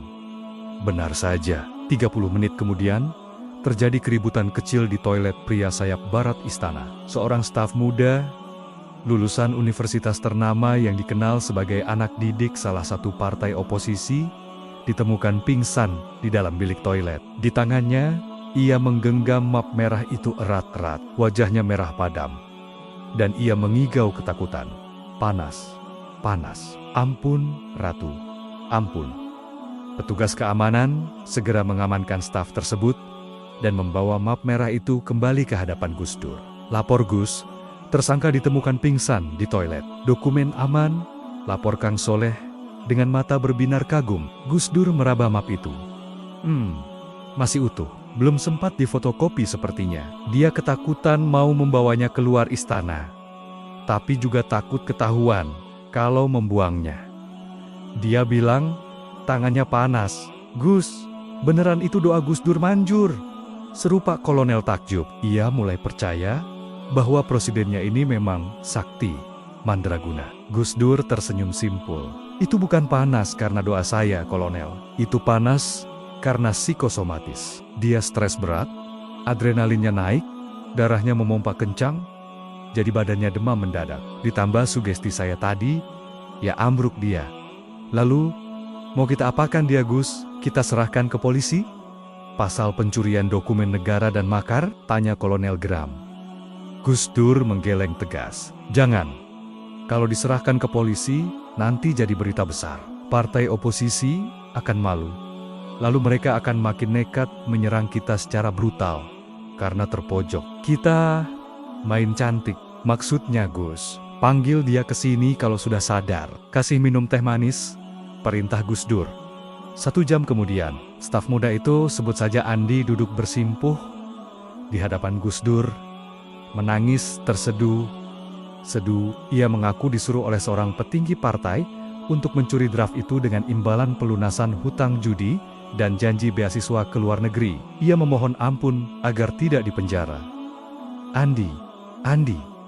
Gus Dur menghela napas. Kamu ini anak pintar, tapi salah gaul. Saya tidak akan memenjarakan kamu. Kasihan ibumu di kampung kalau tahu anaknya jadi maling.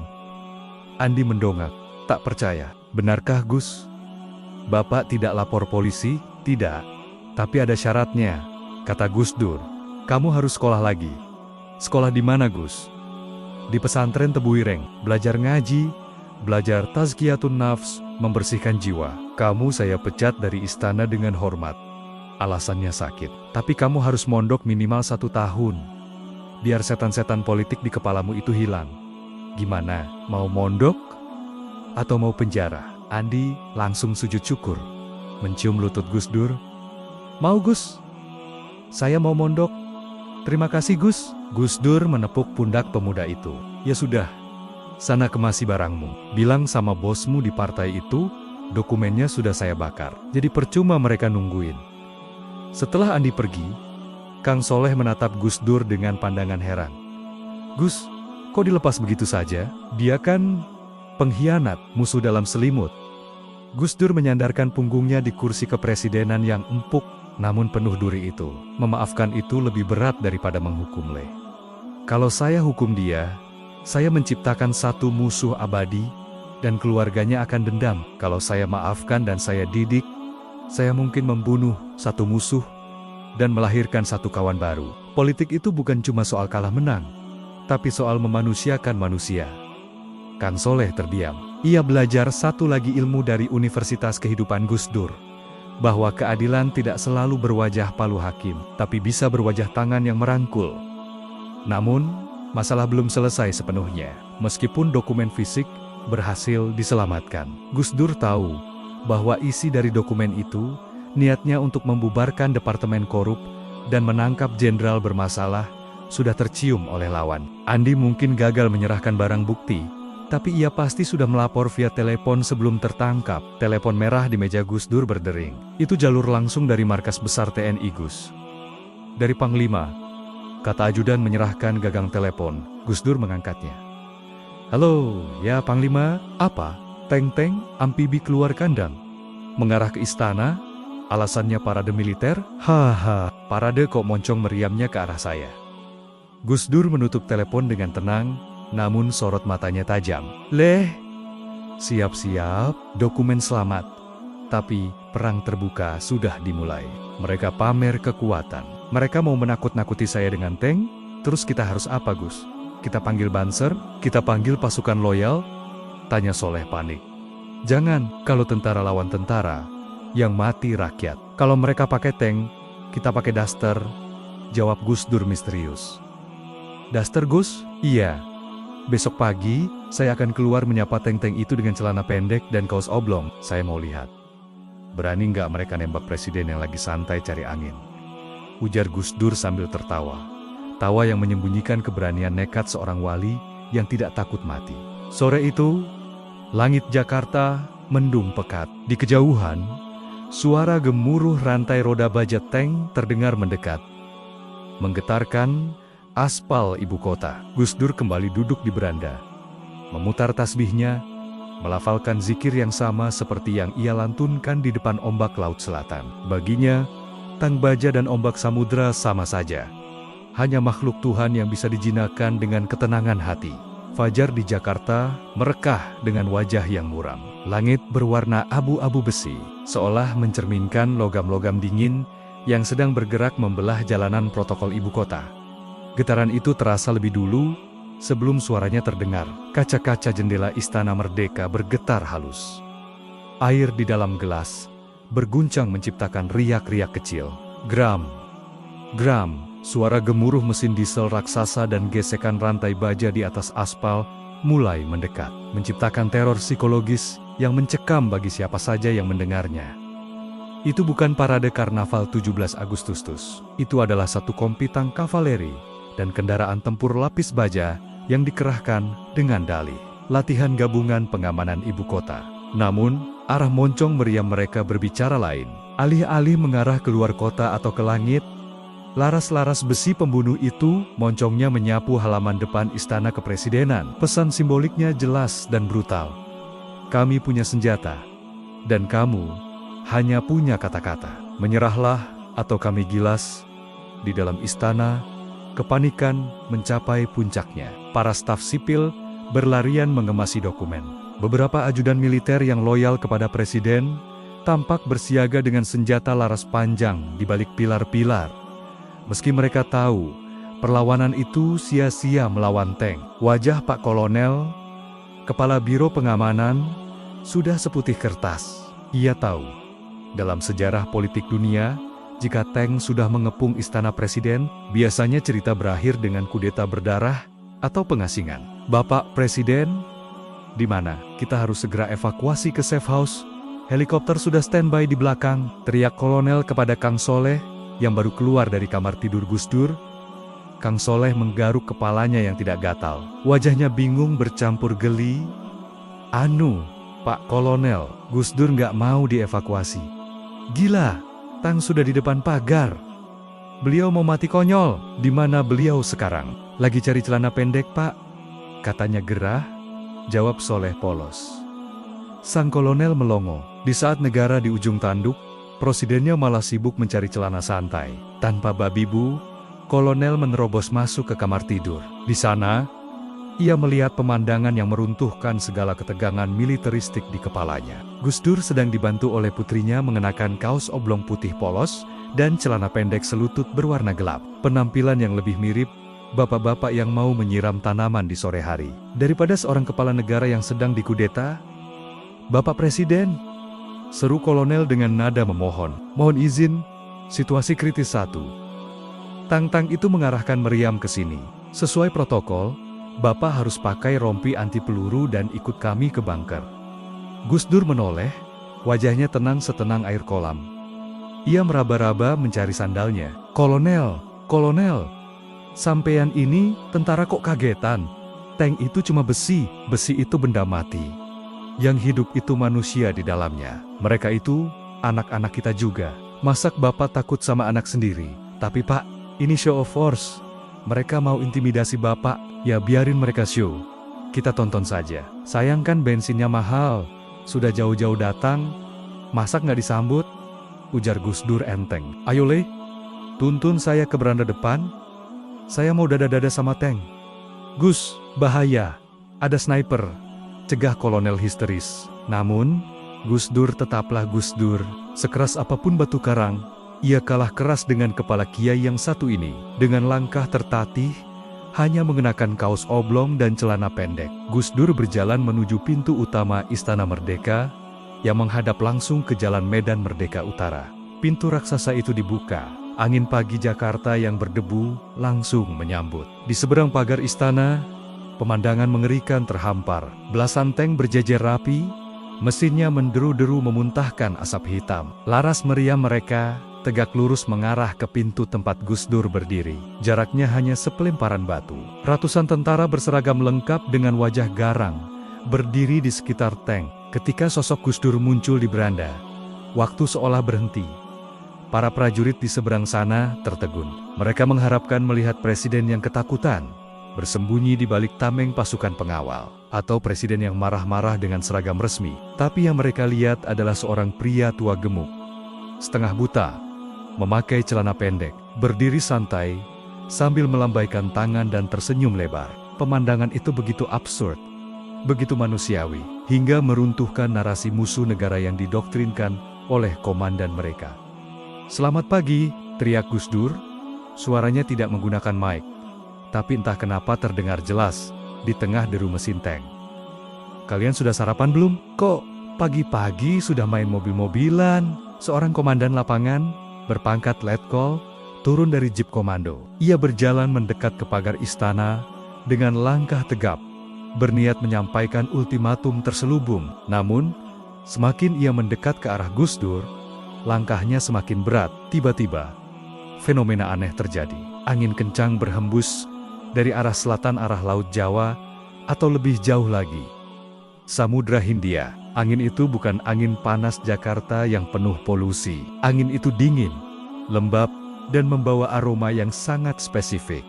Aroma bunga kantil dan garam laut. Wusis, bendera-bendera kesatuan di tank berkibar liar. Topi baret beberapa prajurit terbang. Debu jalanan berputar-putar membentuk pusaran kecil di depan pagar istana, seolah menjadi dinding pemisah gaib antara Gus Dur dan pasukan tank itu. Si komandan lapangan merinding. Bulu kuduknya berdiri. Ia merasakan ada ribuan mata tak kasat mata yang sedang menatapnya dari balik punggung Gus Dur. Mata-mata itu bukan milik Pas Pampres, melainkan milik penjaga yang dibawa Gus Dur dari Karanghawu. Aroma laut yang menyengat itu membuatnya mual, seolah ia sedang mabuk laut di daratan. Lapor, teriak komandan itu. Suaranya sedikit gemetar, berusaha menutupi kegugupannya. Kami melaksanakan latihan pengamanan rutin. Gus Dur terkekeh. Latihan kok moncongnya ke arah rumah orang tua? Itu tidak sopan namanya. Turunkan moncongnya, nanti meledak sendiri loh. Kualat. Kata kualat yang diucapkan Gus Dur memiliki daya magis tersendiri bagi telinga orang Jawa, si komandan, yang kebetulan berasal dari Jawa Tengah, langsung pucat. Ia teringat cerita neneknya tentang karma melawan orang suci. Tanpa sadar, tangannya memberi kode ke operator tang. Kriet, perlahan, laras-laras, meriam itu diturunkan sedikit. Tidak lagi membidik langsung ke dada Gus Dur. Nah, begitu kan ganteng, puji Gus Dur. Sampaikan ke bosmu, yang nyuruh kalian ke sini, bilang sama dia. Gus Dur tidak takut. Gus Dur cuma takut kalau rakyat kelaparan, gara-gara uang negara dipakai beli solar buat tank. Muter-muter nggak jelas, komandan itu terdiam, mati kutu. Skrip intimidasi yang sudah ia hafalkan buyar seketika. Ia berhadapan dengan tembok moral yang tak bisa ditembus peluru. Sudah, sana balik ke barak, istrimu nunggu di rumah. Jangan mau diadu domba sama politisi. Mereka tidur di kasur empuk, kalian yang disuruh panas-panasan. Lanjut Gus Dur dengan nada kebapakan. Kalimat itu menohok hati para prajurit rendahan yang mendengar. Mereka saling pandang. Semangat tempur mereka luntur seketika. Mereka sadar, mereka sedang diperalat. Sosok di depan mereka ini bukan ancaman. Dia hanya seorang kiai yang peduli. Siap, laksanakan, jawab komandan itu akhirnya, memberikan hormat militer yang tulus. Bukan hormat paksaan. Komandan balik kanan. Mesin-mesin tank menderu lagi. Kali ini untuk memutar balik. Iring-iringan monster besi itu perlahan meninggalkan jalan Medan Merdeka Utara. Meninggalkan jejak rantai di aspal dan kekalahan moral yang telak bagi kubu oposisi. Di beranda istana, Kang Soleh yang mengintip dari balik pintu, menghela napas lega sampai lemas lututnya. Gus, jenengan Anda itu nekatnya nggak ketulungan. Kalau tadi ditembak beneran gimana? Gus Dur berbalik, wajahnya kembali jenaka. Nggak bakal, Le. Mereka itu cuma gertak sambal. Kalau mau nembak, nggak usah bawa tank segitu banyak. Cukup satu sniper selesai. Kalau bawa tank banyak-banyak itu, tandanya mereka nggak pede percaya diri. Mereka butuh teman buat menakuti satu orang buta. Terus, soal angin tadi Gus, kok tiba-tiba bau laut? Tanya Soleh penasaran. Gus Dur tersenyum misterius sambil berjalan masuk kembali ke dalam istana yang sejuk. Ah, itu, Kanjeng Ratu mungkin lagi bersin di selatan. Anginnya sampai sini. Beliau kan sudah janji, mau bantu jaga pagar.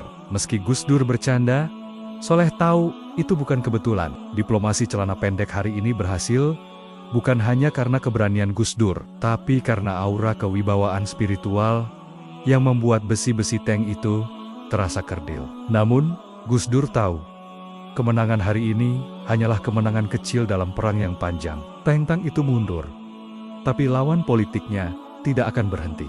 Gagal menggunakan otot militer, mereka akan menggunakan senjata yang lebih mematikan dan lebih licik. Konstitusi. Malam harinya, berita di televisi meledak, bukan berita tang mengepung istana, tapi berita dari gedung DPR atau MPR. Para pimpinan partai sepakat mempercepat sidang istimewa. Agenda tunggal, memakzulkan Presiden Abdurrahman Wahid dengan alasan inkompetensi dan skandal yang direkayasa. Gus Dur duduk di depan televisi, mendengarkan berita itu. Wajahnya tidak lagi jenaka, gurat kesedihan dan kekecewaan mendalam tampak jelas. Mereka memaksa saya main kasar, gumam Gus Dur lirih. Maksudnya Gus? Tanya putri beliau yang menemani. Mereka mau pakai palu sidang untuk memenggal demokrasi. Kalau begitu, saya terpaksa harus mengeluarkan senjata terakhir. Senjata yang paling saya benci, tapi harus saya siapkan. Apa itu? Ya, dekret. Jawab Gus Dur pendek. Satu kata yang mengandung muatan ledakan nuklir politik. Membubarkan parlemen sebelum mereka membubarkan negara. Di luar jendela, kilat menyambar membelah langit Jakarta. Hujan deras turun tiba-tiba, seolah alam menangis menyambut pertarungan akhir yang akan segera dimulai. Pertarungan antara seorang wali yang kesepian melawan gerombolan serigala politik yang kelaparan. Dan di Laut Selatan, ombak mulai bergulung setinggi gunung, menantikan titah terakhir dari sahabatnya di darat. Jakarta bukan lagi kota metropolitan, melainkan kawah candra di muka yang siap meletus. Kabar tentang rencana pemakzulan Presiden Abdurrahman Wahid oleh parlemen telah menyebar ke seluruh pelosok negeri. Reaksinya sungguh di luar kalkulasi para politisi Senayan. Mereka mengira Gus Dur hanyalah kiai tua yang tak berdaya. Namun mereka lupa, Gus Dur memiliki umat yang kini bergerak. Gelombang manusia dari berbagai daerah mengalir ke ibu kota dengan kendaraan seadanya, siap mati membela sang guru. Kawasan Monas berubah menjadi lautan hijau. Ratusan ribu orang menggelar istighosah kubro. Suara zikir mereka menggetarkan Jakarta. Polisi dan tentara hanya bisa mematung, gentar oleh sorot mata para santri yang menyala. Suasana di Istana Merdeka jauh lebih mencekam. Kang Soleh, dengan wajah panik, melaporkan bahwa jutaan massa siap bergerak ke Senayan dan membakar Jakarta atas satu komando Gus Dur. Namun, Gus Dur yang tampak lelah menolak. Baginya, suara zikir itu adalah tangisan. Dan ia tak ingin perang saudara pecah. Jangan biarkan mereka ke Senayan, perintahnya lirih. Seorang kiai sepuh memohon izin untuk memberi pelajaran pada politisi. Namun Gus Dur marah. Kalau mereka membakar DPR, apa bedanya kita dengan penjahat? Tidak ada jabatan yang seharga nyawa manusia, hardiknya. Sang kiai tertunduk malu. Gus Dur teringat pesan Ratu Kidul untuk menjadi laut, sadar ia harus menampung amarah rakyatnya. Ia memutuskan untuk berbicara pada mereka dan menyuruh mereka pulang, meski mereka datang dari jauh. Justru karena saya sayang mereka, katanya, khawatir akan provokasi yang bisa memicu kerusuhan. Sore harinya, di balkon istana, Gus Dur meminta massa untuk pulang. Meski histeris dan menolak, lautan manusia itu akhirnya patuh pada perintah sang kiai. Pemandangan jutaan orang yang mundur tertib, sungguh ajaib. Namun, di Senayan, para politisi melihat ini sebagai kelemahan. Sidang istimewa dipercepat, vonis pelengseran sudah disiapkan. Malam itu, di istana yang remang, Gus Dur dan para loyalisnya berdiskusi. Ini kudeta konstitusional, lapor Mahfud MD Gus Dur. Dalam dialog batinnya dengan Ratu Kidul, mendapat wangsit untuk menggunakan jalan langit. Ia memutuskan untuk mengeluarkan dekret presiden. Para stafnya kaget, mengingatkan risiko tanpa dukungan militer. Saya tahu saya akan jatuh, jawab Gus Dur tenang. Dekret ini untuk sejarah, untuk menunjukkan perlawanan terhadap kesewenang-wenangan parlemen. Malam semakin larut. Draft dekret yang berisi pembubaran parlemen dan pembekuan Partai Golkar pun ditulis. Saat ditandatangani, listrik istana sempat padam. Dekret diumumkan malam itu juga menggemparkan Indonesia. Namun, TNI dan Polri menolak, dan parlemen tertawa. Di kamarnya yang sepi, Gus Dur tidak bersedih karena akan kehilangan jabatan, melainkan karena nasib bangsa setelahnya. Aroma melati kembali datang, dan ia berbisik terima kasih pada sang ratu. Dalam kesendiriannya, ia menangis, bukan karena penyesalan, tapi karena cinta pada rakyatnya. Besok adalah hari penghakiman, dan Gus Dur telah menyiapkan pakaian terbaiknya. Celana pendek dan kaos oblong, simbol perlawanan paling jenaka. Gus Dur mengangguk pelan. Ia memejamkan mata. Pikirannya melayang menembus dinding istana, menembus ruang dan waktu. Kembali ke pendopo hijau, Nyi Roro Kidul, Gusti Ratu. Batin Gus Dur berdialog. Samudra sudah saya tenangkan, ombak sudah saya suruh mundur. Tapi karang-karang di Senayan ini terlalu tajam. Mereka tidak mau minggir. Entah halusinasi atau wangsit, Gus Dur seolah mendengar bisikan jawaban.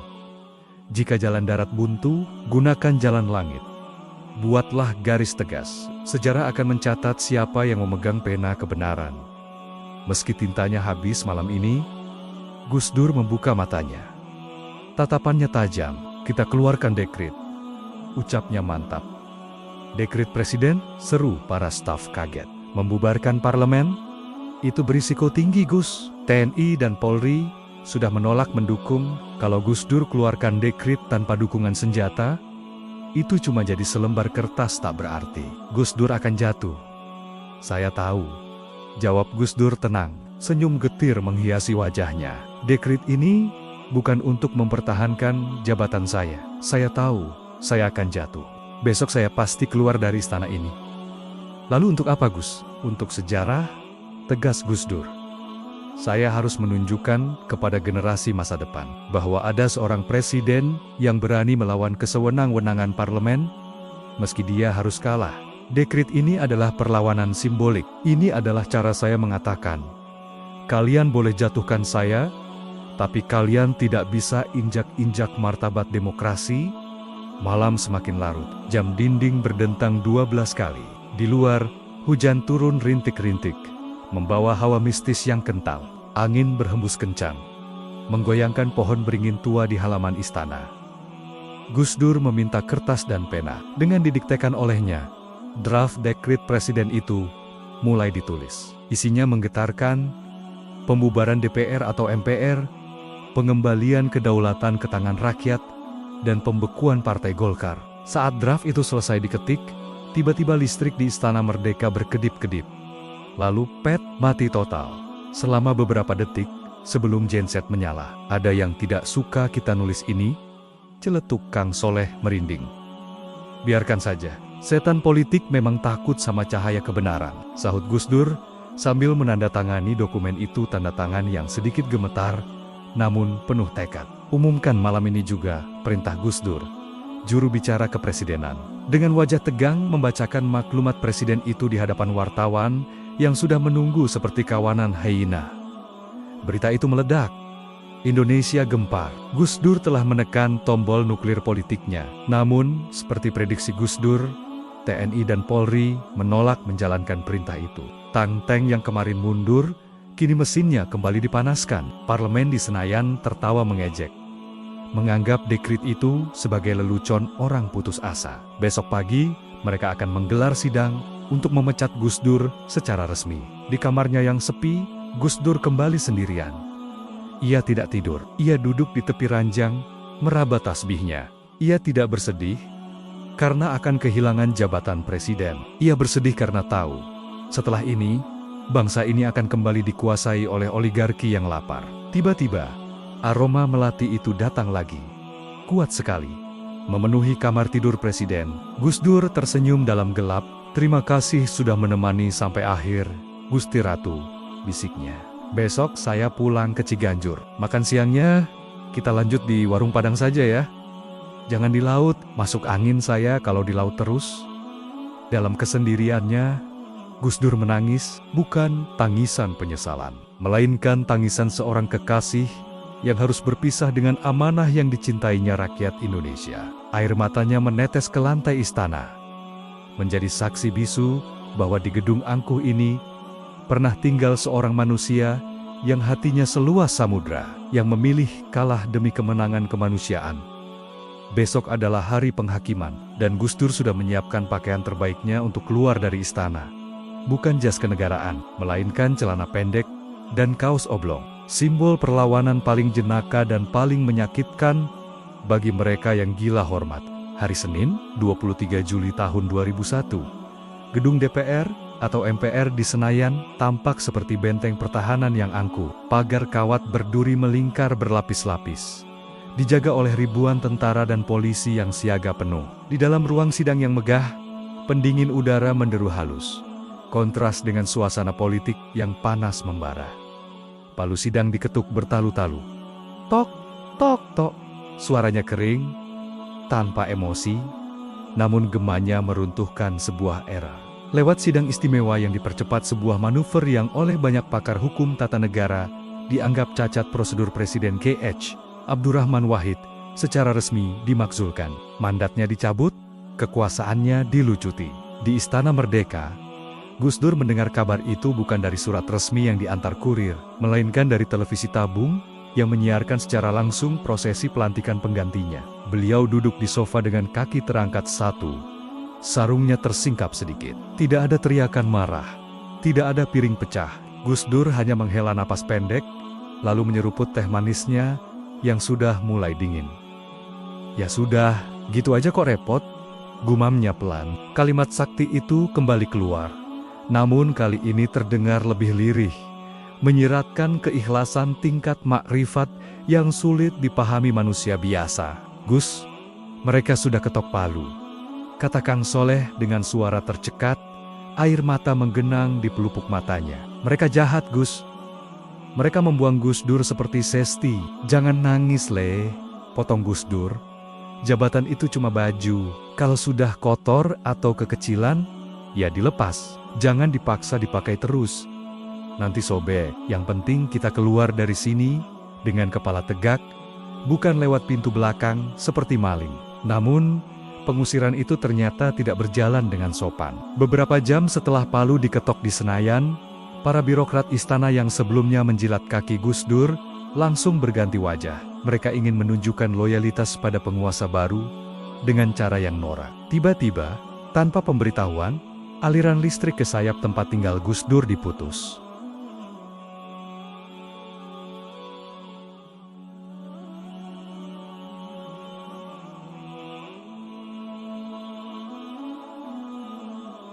Gus Dur, yang duduk dalam kegelapan remang-remang sore hari, justru tertawa terkekeh.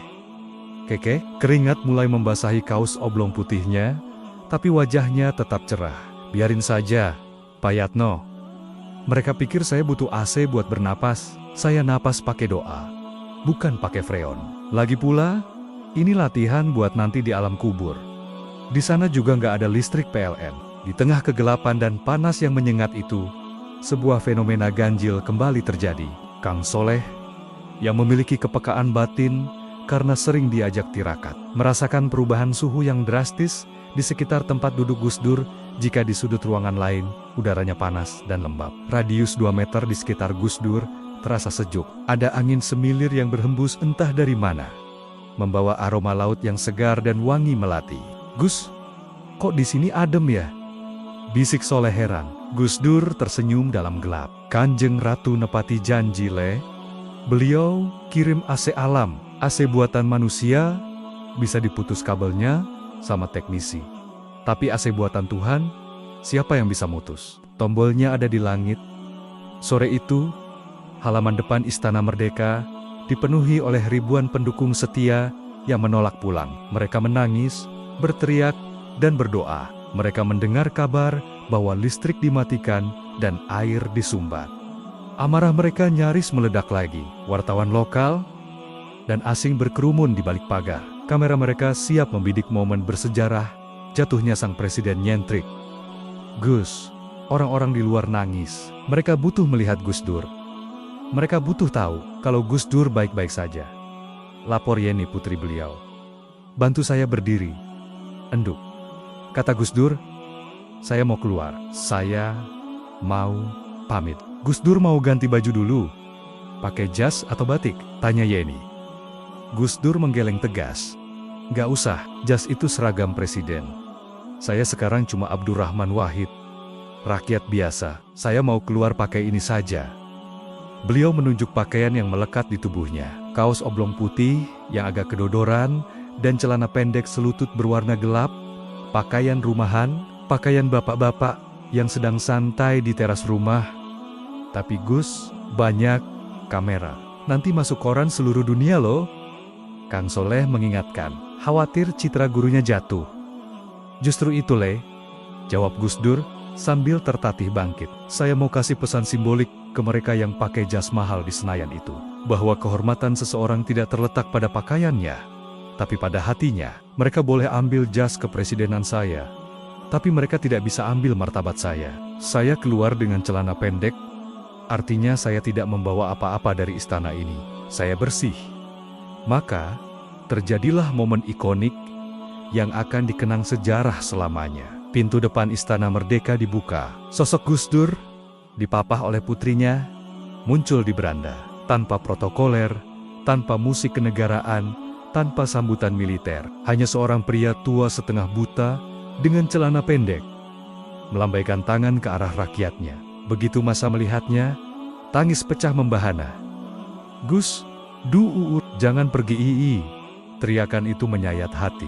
Gus Dur melambaikan tangannya berkali-kali. Wajahnya tersenyum, tapi di balik kacamata hitamnya, air mata menetes. Ia tidak melambai untuk meminta jabatan kembali. Ia melambai untuk menenangkan anak-anaknya. Ia seolah berkata, Bapak tidak apa-apa. Bapak kuat, kalian pulanglah. Jangan berkelahi demi Bapak. Di mata Kang Soleh yang berdiri di belakang, pemandangan itu tampak surrealis. Di sekeliling Gus Dur, Ia melihat pendar cahaya kehijauan yang samar, dan di atas langit Jakarta yang mulai senja, awan-awan membentuk formasi aneh, seperti ombak yang bergulung-gulung, menaungi istana. Angin kencang bertiup, membuat bendera merah putih di tiang utama berkibar dengan bunyi keletak-keletuk yang keras, seolah memberi hormat terakhir pada pemimpin yang paling tulus, yang pernah menghuni gedung kolonial itu. Di seberang sana, di gedung DPR, para politisi yang melihat adegan itu lewat televisi mencibir, "Lihat tuh, presiden gila. Keluar pakai celana pendek, memalukan negara." Cemooh mereka. Mereka tidak sadar, tawa mereka kosong. Sementara Gus Dur, dengan celana pendeknya, justru sedang memenangkan hati rakyat dan sejarah. Gus Dur sedang mengajarkan bahwa politik bisa kotor, bisa kejam, tapi kemanusiaan harus tetap rileks dan humoris. Malam harinya, setelah masa berangsur tenang, Gus Dur kembali masuk ke kamar. Listrik masih mati, lilin-lilin dinyalakan di beberapa sudut. Bayangan Gus Dur terpantul besar di dinding, tampak seperti raksasa yang sedang duduk bersila. "Soleh, sudah di-packing semua?" tanya Gus Dur. "Sudah Gus, cuma ada 3 koper, isinya baju, sarung, kitab-kitab, sama kaset wayang kulit Gus Dur. Nggak ada barang lain," jawab Soleh. Ia memeriksa laci-laci meja kerja presiden sekali lagi, memastikannya kosong, benar-benar kosong. Tidak ada uang sepeser pun yang dibawa. Tidak ada dokumen proyek, tidak ada perhiasan. Gus Dur datang dengan tangan kosong, dan pulang dengan tangan kosong. Bahkan mungkin minus. Karena gajinya sering habis dibagikan ke tamu-tamu yang datang minta sumbangan.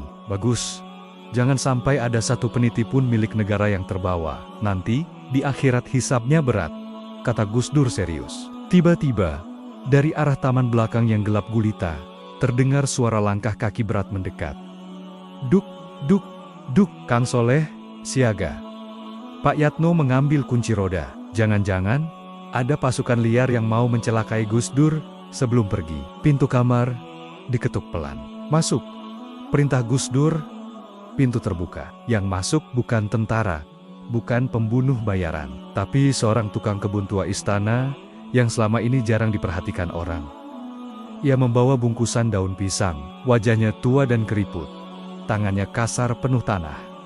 "Sugeng dalu Gus," sapa tukang kebun itu malu-malu, bersimpuh di lantai. "Saya dengar Gus Dur mau pindah besok pagi. Saya nggak punya apa-apa. Dapur umum sudah tutup. Saya cuma punya ini, singkong rebus dari kebun belakang. Masih hangat, buat ganjel perut Gus Dur malam ini." Kang Soleh tertegun. Di saat para pejabat tinggi menjauh dan memutus aliran listrik, seorang tukang kebun rendahan justru datang membawa makanan. Gus Dur tersenyum lebar, meraba bungkusan itu. "Alhamdulillah, ini rezeki, min haitsu la yahtasib, rezeki yang tak disangka-sangka. Terima kasih Pak. Ini lebih enak daripada steak daging sapi jamuan kenegaraan. Sini, kita makan bareng." Di bawah cahaya lilin yang temaram, Presiden Republik Indonesia yang baru saja digulingkan itu makan singkong rebus bersama tukang kebun, sopir, dan ajudannya. Mereka tertawa-tawa kecil, melupakan sejenak bahwa di luar sana, serigala politik sedang berpesta pora, membagi-bagi kue kekuasaan. "Pak," tanya Gus Dur pada tukang kebun itu di sela kunyahannya, "sampean pernah lihat hantu di istana ini?" Tukang kebun itu mengangguk takut. "Sering Gus, di ruang Jepara, di lorong barat. Seram-seram. Ada noni Belanda, ada jenderal tanpa kepala." "Nah," kata Gus Dur, "mulai besok, hantunya bakal nambah banyak. Tapi bukan hantu noni Belanda." "Hantu apa Gus?" "Hantu keserakahan," jawab Gus Dur datar. "Mulai besok, gedung ini akan dihuni oleh orang-orang yang lapar kekuasaan. Mereka akan gentayangan cari proyek. Itu lebih seram daripada jenderal tanpa kepala." Malam semakin larut. Gus Dur menyudahi makan malam sederhananya. Ia berbaring di kasur tanpa sprei. Karena sprei inventaris negara sudah dilucuti oleh staf rumah tangga yang birokratis. Ia tidur beralaskan sarung sendiri. Dalam tidurnya, Gus Dur bermimpi ia kembali berada di pantai laut selatan. Tapi kali ini lautnya tenang, airnya jernih seperti kaca. Di kejauhan, Ratu Kidul berdiri melambaikan tangan, tersenyum bangga. Di samping sang ratu, berdiri sosok-sosok lain yang samar namun bercahaya. Para wali songo, para pendiri bangsa, Bung Karno, Hasyim Asy'ari, mereka semua mengangguk hormat. "Selamat lulus ujian, Abdurrahman," bisik suara dalam mimpi itu. "Ujian jabatan sudah selesai. Sekarang, kembalilah menjadi guru bangsa. Tugasmu menjaga moral, bukan menjaga kursi."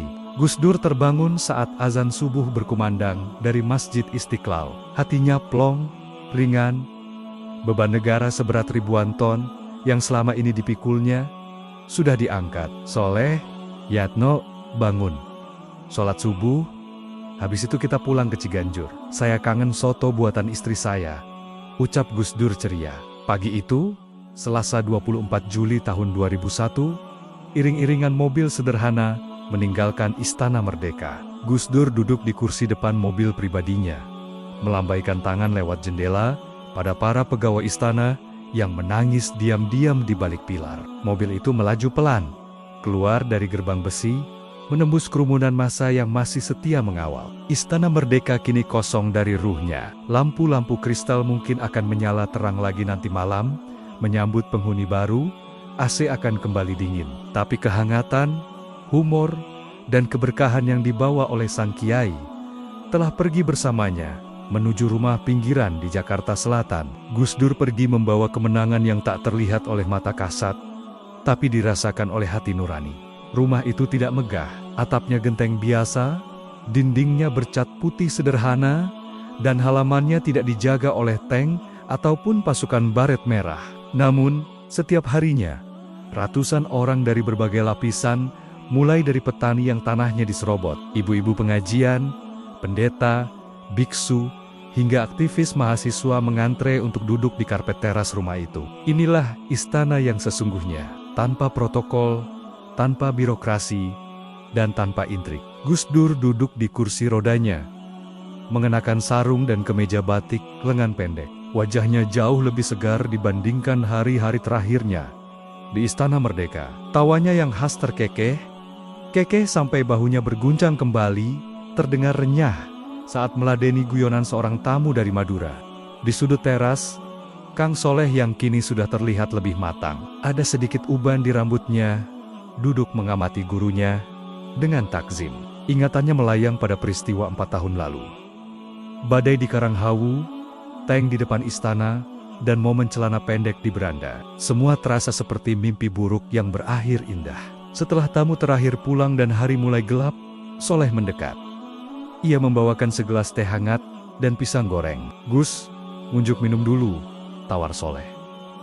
Gus Dur meraba gelas itu, menyeruputnya sedikit. "Alhamdulillah, teh buatan istrimu ini lebih enak daripada teh jamuan Ratu Inggris." Soleh tersenyum, lalu duduk bersila di dekat kaki Gus Dur.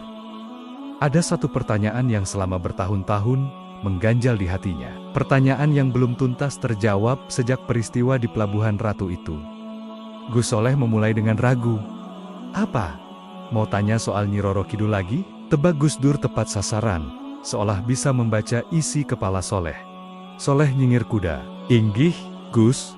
Sampai sekarang saya masih penasaran. Dulu itu Gus Dur beneran makan siang sama Ratu Kidul? Atau itu cuma kiasan Gus Dur saja, biar musuh-musuh politik pada takut?" Gus Dur diam sejenak. Angin malam Ciganjur berhembus pelan, menggerakkan daun-daun pohon mangga. Suasana hening, hanya terdengar suara jangkrik. "Soleh," suara Gus Dur berubah menjadi nada seorang guru yang sedang mewariskan ilmu makrifat. "Kamu tahu laut?" "Tahu, Gus. Air asin yang luas, bukan itu?"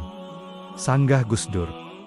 "Laut itu adalah tempat di mana semua sungai bermuara. Sungai itu bawa apa saja, ada air jernih dari gunung, ada sampah dari kota, ada bangkai hanyut, ada limbah pabrik. Semuanya masuk ke laut. Tapi apakah laut jadi kotor? Tidak. Apakah laut jadi bau? Tidak. Laut tetap asin, tetap suci, bahkan bisa membersihkan najis."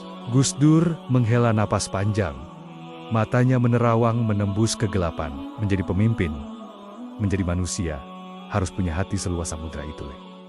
Nyi Roro Kidul itu adalah Sanepo, simbol dari watak samudra. Saya menemui beliau bukan untuk minta pesugihan, atau minta jabatan awet. Saya ke sana untuk belajar melebarkan hati. Jadi, pertemuannya nyata, kejar Soleh. Gus Dur tersenyum misterius. Nyata bagi yang rasanya sampai, tidak nyata bagi yang cuma pakai logika. Saat saya diusir dari istana, saat saya difitnah, saat saya dikhianati teman sendiri, kalau hati saya cuma selebar kolam ikan, saya pasti sudah stres, gila, atau dendam. Tapi karena saya sudah makan siang dengan hikmah samudra, semua kotoran itu saya telan. Saya jadikan pupuk. Hasilnya, saya tidak dendam sama mereka. Saya maafkan mereka, karena saya tahu, jabatan itu cuma mainan dunia. Soleh tertegun. Ia mulai paham. Makan siang itu bukanlah soal menu makanan fisik, melainkan asupan spiritual yang membuat jiwa Gus Dur menjadi raksasa yang tak tertandingi oleh kerdilnya para politisi. Lalu Gus, selendang samudra, yang waktu itu Gus Dur bilang, dikasih sama ratu. Mana selendangnya? Saya nggak pernah lihat Gus Dur pakai selendang hijau. Tanya Soleh lagi. Gus Dur tertawa pelan. Kamu ini, matanya mata lahir terus. Selendang itu bukan kain sutra, Le. Selendang itu adalah kasih sayang rakyat. Coba kamu lihat waktu saya keluar dari istana, pakai celana pendek. Siapa yang menangis? Rakyat. Siapa yang mengawal saya pulang ke sini? Rakyat. Itulah selendang pelindung saya. Selama saya dicintai rakyat, tidak ada peluru atau fitnah yang bisa menembus saya. Desember tahun 2009, berita duka itu mengguncang Nusantara. Sang guru bangsa, Kaets Abdurrahman Wahid, telah berpulang ke rahmatullah. Rumah sakit Cipto Mangunkusumo dibanjiri lautan manusia. Jakarta macet total, bukan karena demo, tapi karena jutaan orang ingin memberi penghormatan terakhir. Iring-iringan jenazah bergerak menuju Jawa Timur, menuju pesantren Tebu Ireng. Di sepanjang jalan raya Pulau Jawa, ribuan orang berdiri di pinggir jalan. Mereka tidak dikomando, tidak dibayar. Mereka keluar dari rumah-rumah, dari pabrik, dari sawah, melambaikan tangan sambil menangis. Bendera setengah tiang dikibarkan di mana-mana. Bahkan di rumah-rumah ibadah agama lain. Di Tebu Ireng, liang lahat telah disiapkan. Jutaan manusia menyemut, mengubah kompleks pesantren menjadi lautan kepala, berwarna hitam dan putih. Gema tahlil la ilaha illallah bergemuruh dahsyat, menggetarkan tanah, seolah-olah bumi sedang menyambut kekasihnya kembali.